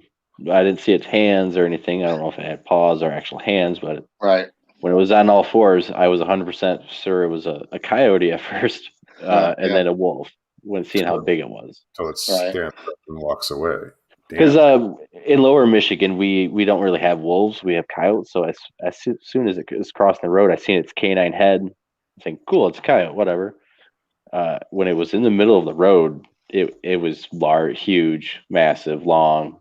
I mean, I could tell it's like holy crap. Yeah. And it's booking, and we're going 55 on the road. And about when we are right in line with it, or just a little before, it starts running on two legs and sprinting fast. I mean, it's fast. And so when it stands up, it's like, 6-7 foot tall now. Yeah. And my girlfriend sees it, in the car driving. We have the kids. I don't stop because I have the kids. I have my cameras and stuff, but that wasn't really far from my house. It was, So I missed the it is- section that when it started running, was like human legs or the hawk legs like of a dog, or was it like booking? I seen its legs. I did not see its paws. I looked, Yeah. So, but when it was on all fours, everything about it was a wolf, Yeah. like a normal looking wolf, a big Yeah. wolf. Not werewolf, bulky human muscles, nothing like Yeah. that. You Right. would never think that it was a Bigfoot if you seen it, and if you never Yeah. seen it on two legs, you would never thought of anything other than a wolf. Yeah. And that's what we kind of have here in Michigan. We have these wolves that just stand up on two legs, and we have other reports that look, could be confused with a Sasquatch Right. with their proportions. So, Yep. Got you. Huh. I don't know how I'd react to seeing a dog stand up and walk or run. I'm still I want to work on Bigfoot. One cryptid at a time. I'm going to deal with Bigfoot. yeah, Well, that's the funny thing too. It's so crazy because 2.5 years when I seen Bigfoot, right?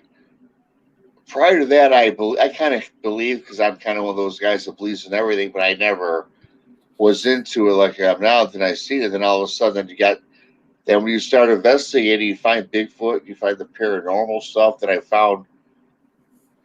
I attributed my sleep paralysis to all that. This is a crazy rabbit hole, man. You know what I mean? So Ryan, from A Whisper to a Scream Cryptids podcast says seeing a dog man was actually pretty epic, at least in my opinion. Well, yeah, I'm sure it was, and that's how I think it would be with Bigfoot, for me. But I don't know. Just something about a walking dog freaks me out. Something about that happened actually the first week of October of last year. So it was very recent, okay. and that's awesome. It was disbelief. That's what I was just disbelief. I was totally caught off guard. I was not expecting that to happen. If I would have seen Bigfoot crossing the road, I would have stopped the car, probably whipped the camera out.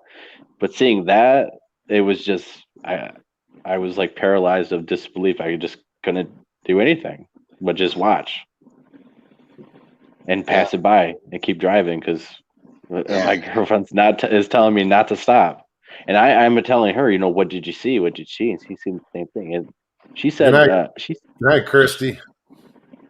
She probably seen it standing up because she thought it was a person on a bike who got on a bike, but then it wasn't a person; it was a wolf. So it was probably standing up, and she looked at it and then got on all fours, and it crossed the road on purpose in front of us because it could have waited.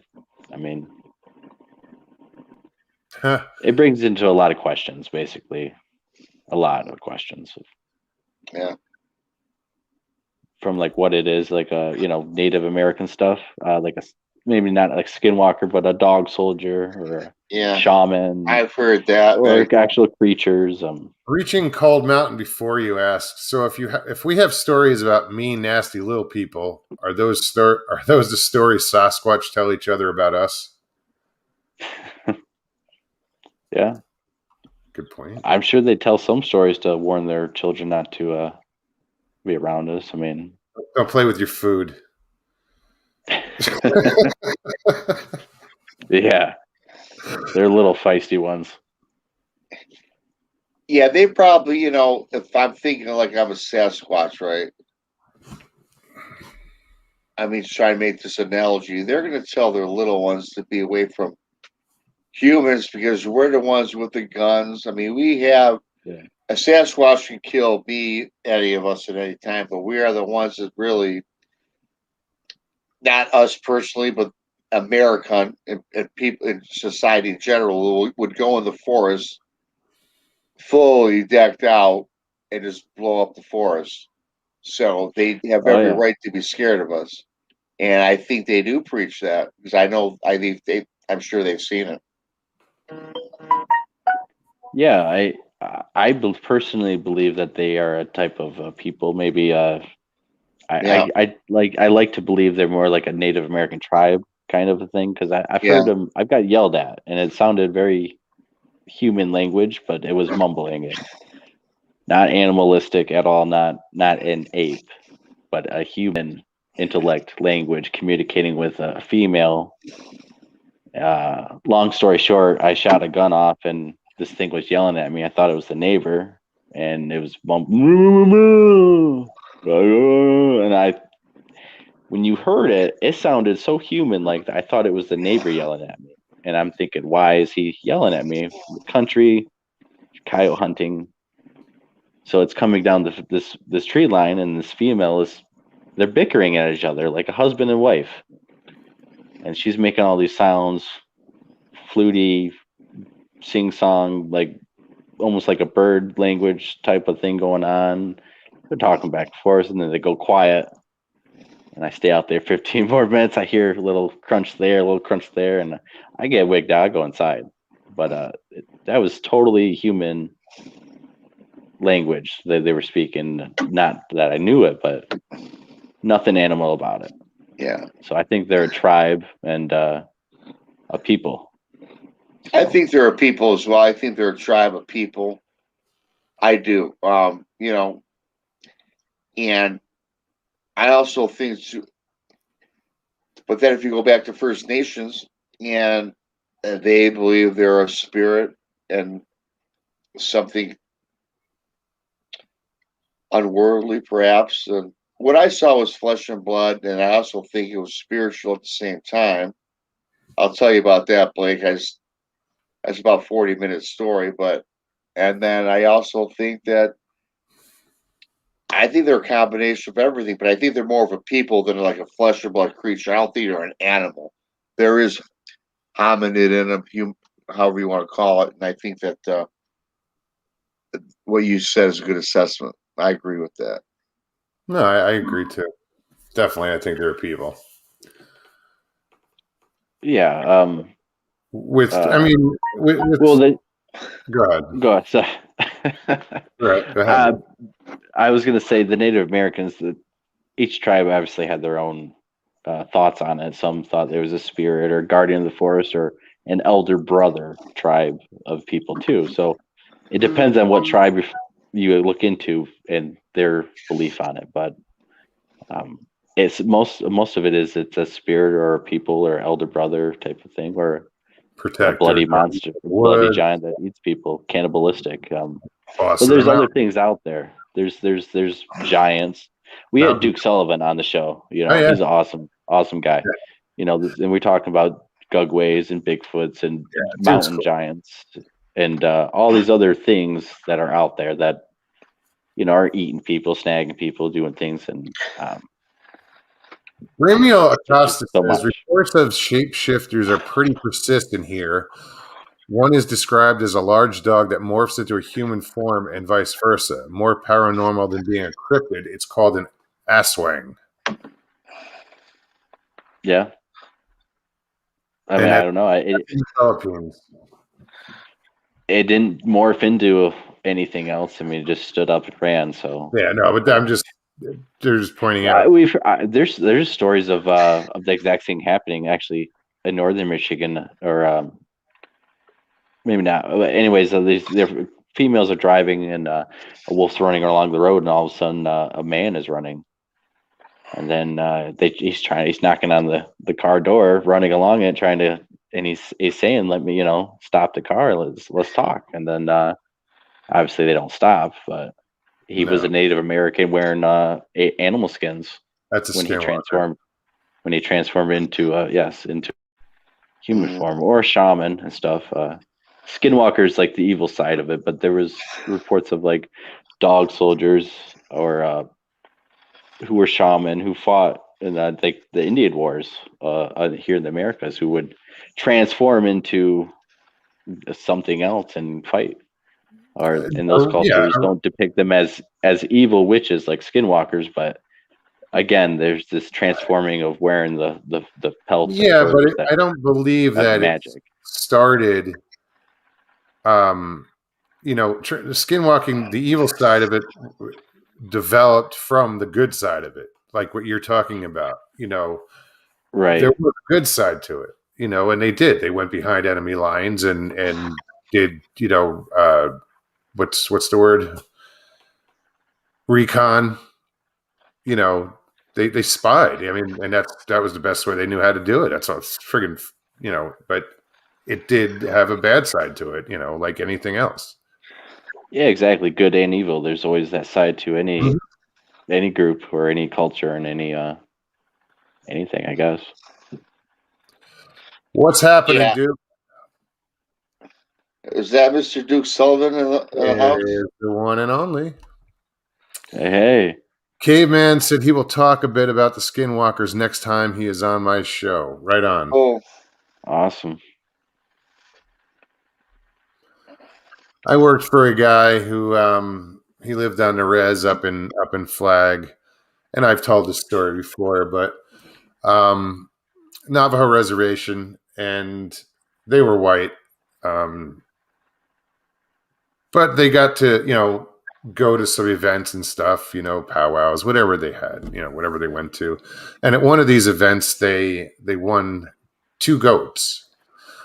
So they already had horses, so they put a corral within a corral. They just put a little paddock inside the horse corral, and they had the goats in there. And they had them for about a year, they go out and feed them and whatnot. And the one morning they go out to feed the goats, and the horses are out of the paddock. The fence is knocked down. They get to the goats, and the goats are dead. Huh. Their heads are twisted around backwards, broken neck, and half their face is ripped off. Wow.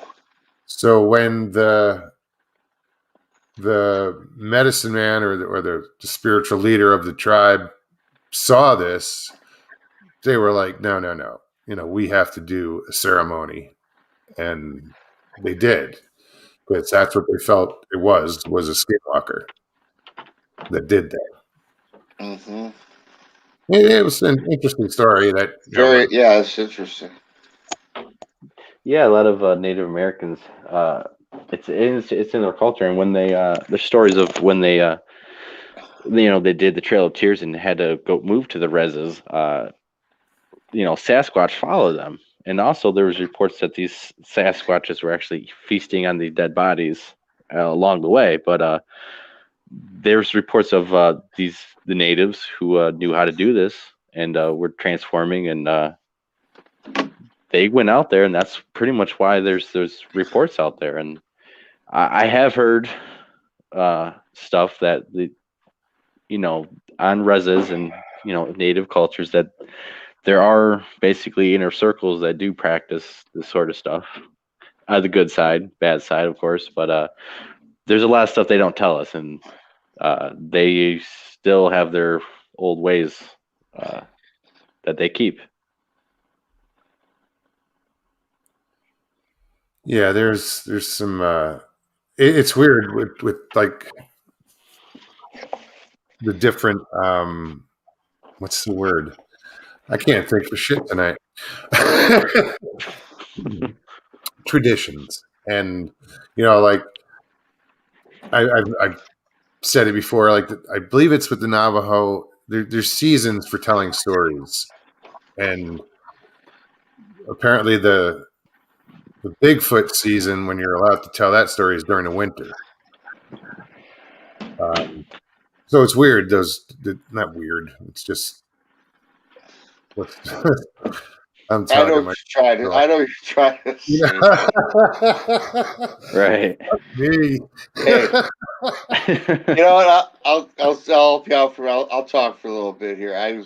Woo. Hey Blake, and well, for everybody watching, I get this. I'm weird this way, man. I subscribe to this newspaper. It's still a newspaper. You can't get it on the internet.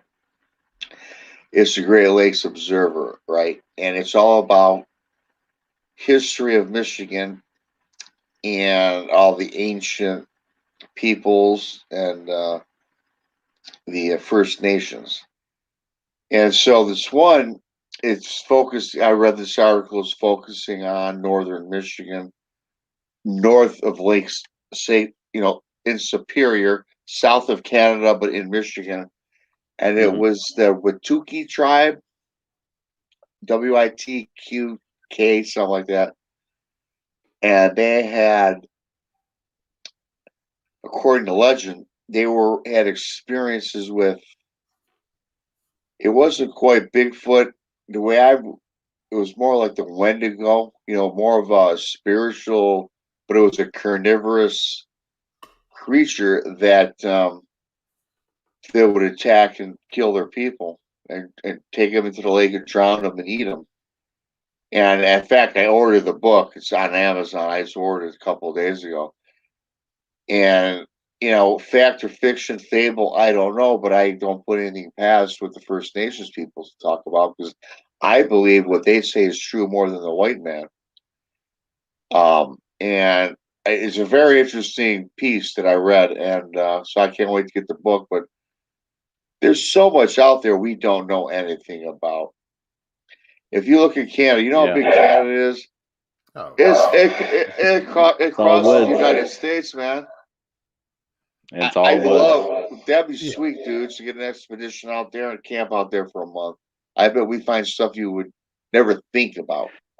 Yeah, well, I've definitely been definitely thinking about it. There's definitely a lot of spots up there, and not too far away from where we could drive here in Michigan. But yeah, the basically here in Michigan, we had three main tribes and a lot of smaller tribes, but they all make up like an Algonquin group of. It's a language group basically of dialect language. yeah. So it's the Algonquin group of natives, and they go into Canada and stuff, but they have a lot of stories of like Bigfoot, but Wendigos, which are different, and sometimes it's a different description, but a lot of it's a spiritual cannibalistic monster, or it's a skeleton, or it's or a big hairy monster that eats people. But they in winter, it always in winter is when when starvation is setting in and the hardship, the coldness, it brings that creature here to Michigan, at least from Canada. And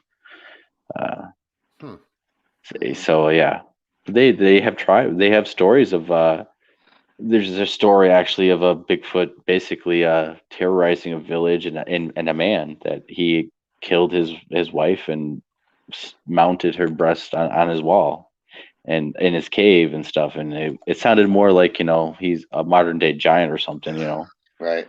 But anyway, the story goes that the only way the native kills him is he has to shoot him in the butthole, basically, because everywhere else was too tough, and his arrows would bounce off. Yeah, it's a weird story. He ends up killing the guy, Bigfoot and stuff after a few tries. He first time he doesn't quite get in, misses, and the Bigfoot sleeps and he wakes up and wonders what was that, thinking like maybe a bug bit him or something. So. Yeah. There's a lot of weird stories like that from the natives that it makes you wonder, like, what really happened, what was going on back then. Absolutely. Here in Michigan, there's stories of basically how the natives came to Michigan as they fought a big, massive war against this other type of people or creatures, or maybe the Nephilim, not necessarily Bigfoot, but this other type of thing that sometimes were as big as oak trees and were massive numbers, and they went to war and they fought, and that's how Michigan was conquered by natives. They have a prophecy, and there's a huge story, but that's basically how the three main tribes of Michigan came together and through the alliance was was through that war of fighting. And Yeah. Man, that's pretty cool. I'm gonna have to check out more of the history of that. That's interesting. Michigan it's always been a kind of a hot spot. Honestly, all around America. I mean, you have stories of the giants or of Sasquatch, but giants building fortresses all through the Appalachia, all through Arizona, the Grand Canyon, red hair, black hair giants that we found actual spear points, actual metal spear shafts, copper and bronze. The Native Americans don't use metal, right? So they didn't forge and they didn't use metal at all. We find these Bronze Age weapons that are giant size, and they just found another one here in the U.S. that is bigger than any man-made spear throughout any history. I mean, it's a giant. I heard something about that. It sounds familiar. Right. And too, it's like you were saying, Blake, you can look like Michigan's got rich history and First Nations, and it's very intriguing how things came together in Michigan, and then we have like the Bigfoot, and then we of course the Dogman, Michigan Dogman that came out 1967. They had that radio show, blah blah blah. The radio. Yep. And then, but every state you have the Pacific Northwest, the Bigfoot, and then today during the show, I never thought about it until just now. It's like in the Civil War, all the southern states, they're not talking as much about Bigfoot, but you know what their thing is?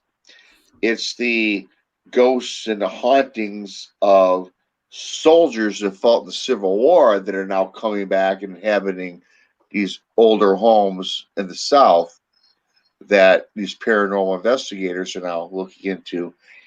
And it makes sense because thousands of men died there, and there's a lot of perhaps souls that are ready to have not been released. And anywhere, every state and every part of the country's got their own unique niche, in what we all are interested in. Sure. Yeah, that is very true. But just look at it as a country in a whole. I mean, there's a lot of weird shit going on. Yeah. It's relatively new, unexplored. Still, it's only a couple hundred years old. It's not explored that well. No. To us, the white man, it's a couple hundred years old. Right. Not everybody else. Exactly right. Yeah, exactly. And, you know what I mean? Yeah. We're just the new tenants. We are, and we think we know everything, and it's quite opposite. It's not the new world. It's probably like the old world, the oldest world, and we have giants here. Where they find giant stone spears too. I can't remember. There's a certain style of Native American spear points when they came here, like the Clovis spears, and there's basically giant-sized versions of that. Again, no human is wielding or throwing or using. They look the same. They're just giant size. That's a great point too. And as old. Yep.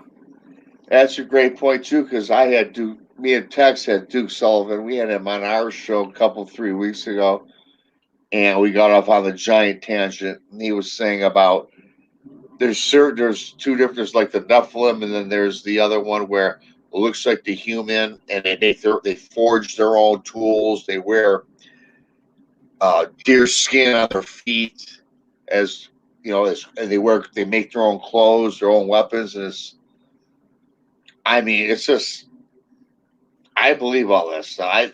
That's definitely going on, and there's so much we don't know. That's why I love having my encounter, because that's why I'm doing this now, because it has nothing even to do with what I've seen, and I always was kind of a science geek, or whatever. And now that I know they exist, I love this stuff. The history behind it. It don't have to be Bigfoot. It's fascinating. Yeah, I am definitely a fan of high strangeness. Absolutely. Yeah, absolutely. Yeah. Those questions that maybe will never be answered. And that's kind of, somebody called me a romantic because I want them to exist, and I do. I want it to exist. I want it to be. It's a romantic thought, and so I'm romantic. I don't give a shit. I'm the same way. I'm, big history buff, like lost treasures, Atlantis, hidden cities, lost tribes of people. I mean, all these stories that, you hear about, and they made movies of the 50s, the lost city of in India, or in the Eurasian mountains in Russia, and all that is just so fascinating, and just, Oh yeah.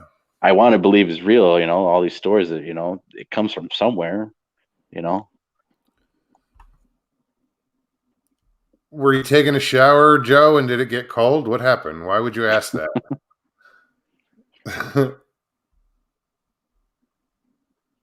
I don't get that. I'm just kind of curious. Like, what does that mean? It was me. I'm on the toilet right now, obviously. No, I had the heat turned on. I don't know if that was it. Unless Rob did, because I couldn't hear it.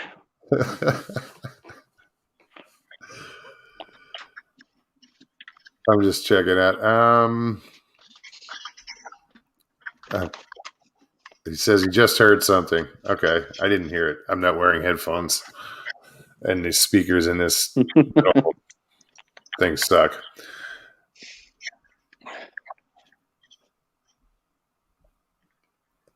What is Duke says? Lost City of the Monkey God in Central America. Yeah, well, a lot of lost cities in the Amazon and Central America, and all over the place. They're not lost. Yeah. Actually, they're using like LIDAR to find.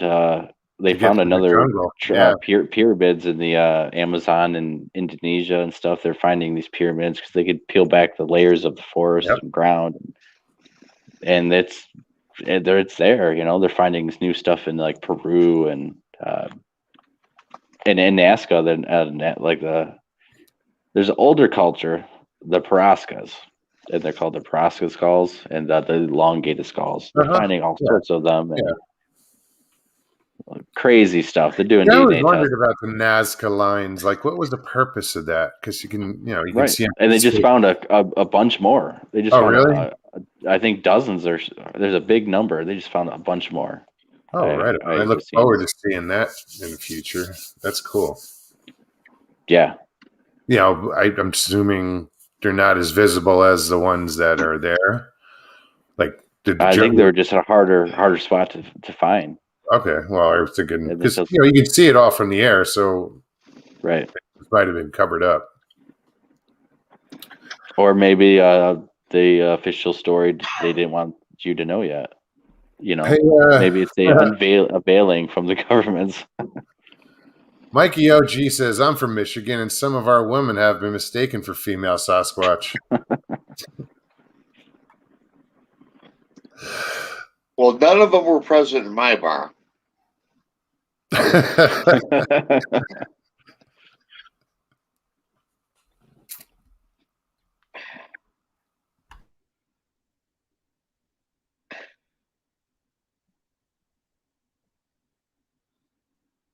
Yeah, there's a museum down in South America.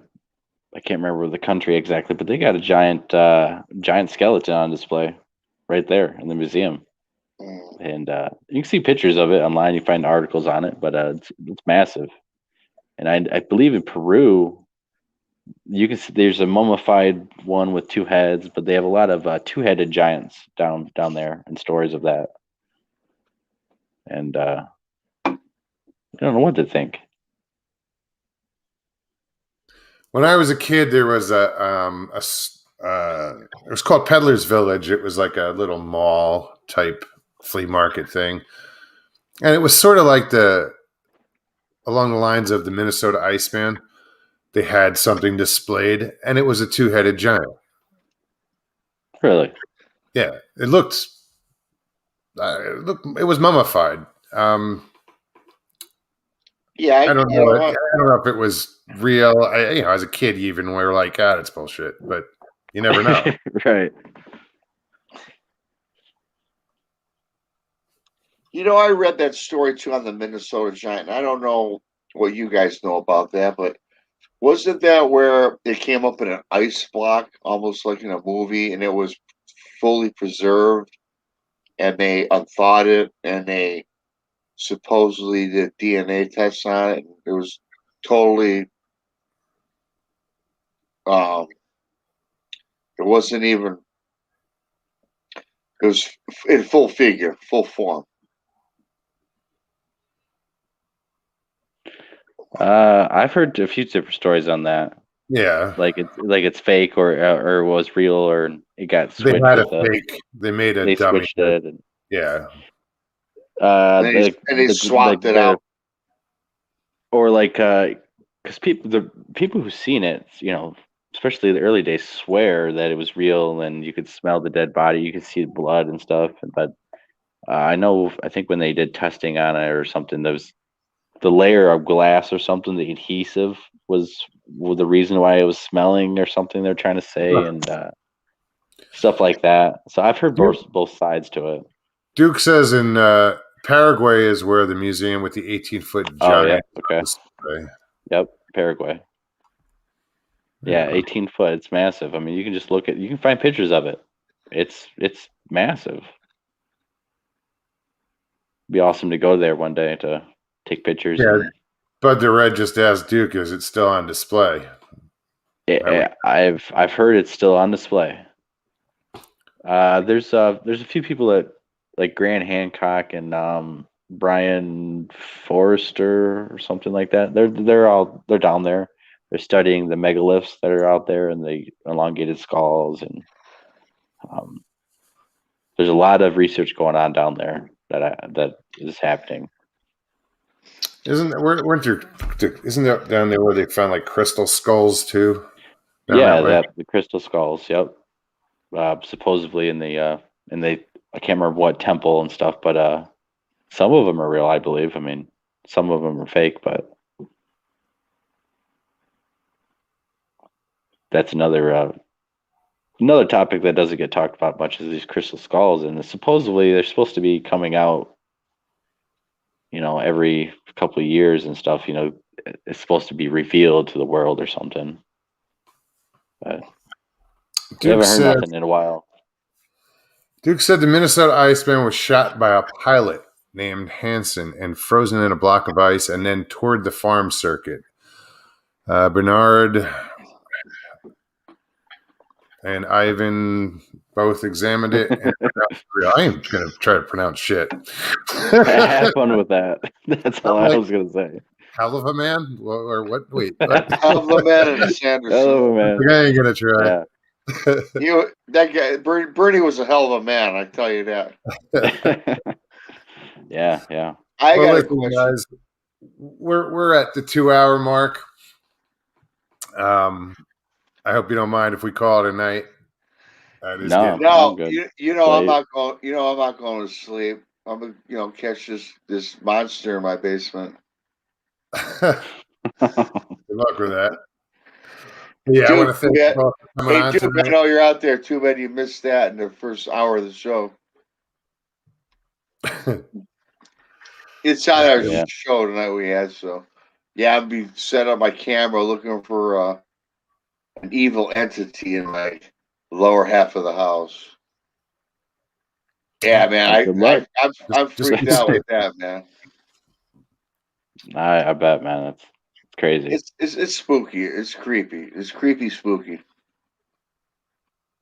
That's why I'm drinking tonight. Come on. Liquid courage. All right. Yeah, exactly. Well, listen, guys. You guys are welcome back anytime. Blake, thank you so much for coming on. Guys, check out Blake's channel, Lost Cryptids. Is it Lost Cryptids Conservatory? What is it? Yeah, the Lost Cryptids Conservatory. Yep. Okay. Yeah, check out his channel. If anybody, one of my mods can post it real quick, but we're going to get out of here. Rob, thank you so much. Yep. Stay out of trouble. Nah, it's I hard don't to envy do. you. Hard to stay out of trouble, man. The hangover in the morning is going to suck. Yeah. So, but next Thursday we've got me and Tex on brunch with Bigfoot. We got Brent from Paranormal Portal. Yeah, Brent Portal Thomas. coming on. Yeah, Brent Yeah, there you Thomas. go. He'll be Isn't on. Daniela So coming on too? we're gonna delve more into the craziness. Then we'll get back with some Bigfoot because hopefully I'll have Blake on with us in a couple yeah. weeks. Before you go down to Florida, we'll discuss that. That'd be cool, bro. Right on. Yeah, man. we'll set it up. We'll hook up. We'll set it up. Oh, you're going to Florida too. Yeah, I I'll call. forgot. I'll call Shit. you. I'll call you tomorrow. Yeah. Sounds good, man. All right. All right, well, guys. Thank you again, man. Thank Thank you. you. And like I said, anytime you guys want to come back, just pop on. Sounds good. Sounds good, Boggs. All right, guys. Thanks, Blake. Rob, I'll talk to you soon. Right. Be good. Thanks, man. Yep. Wow. That was an interesting night. No, I thank you, Rob, for coming on, and Blake, Lost Cryptids Conservatory. Good talking to you guys, really. Who else? Shit, brain fart. I know there were more people.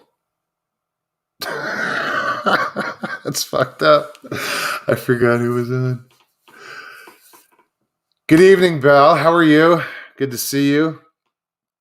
T-Rev, what's happening? My pleasure.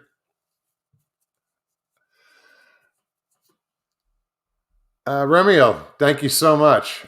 And everybody else, that's here tonight. Thank you, guys. I hope you had a good time. Hope it was a good show. If you like the show, please, hit that like button, subscribe, share, and leave comments. Lately I've been a little off on commenting on the comments, but I do, I do read them, and I have been, thumbs up and liking and loving those comments. So, keep sending them, keeping them out there. I've just been so busy, guys, and I apologize if I'm being neglectful. Fuck, get used to it. No, I'm kidding. All right, guys, thank you so much. I will see you. Oh shit, it's Thursday, so it's 4 days from now. Damn. All right, Kathy, good night. I don't know why I'm rubbing my hands. All right, guys. I'll see you soon. All right, you guys have a wonderful evening and a great weekend. And I'll see you in chats. I'll be around a little bit. Still have shit to do, but I'll get it done. All right, guys. Hey, peace and God bless. See you soon. Helps if you hit the end button.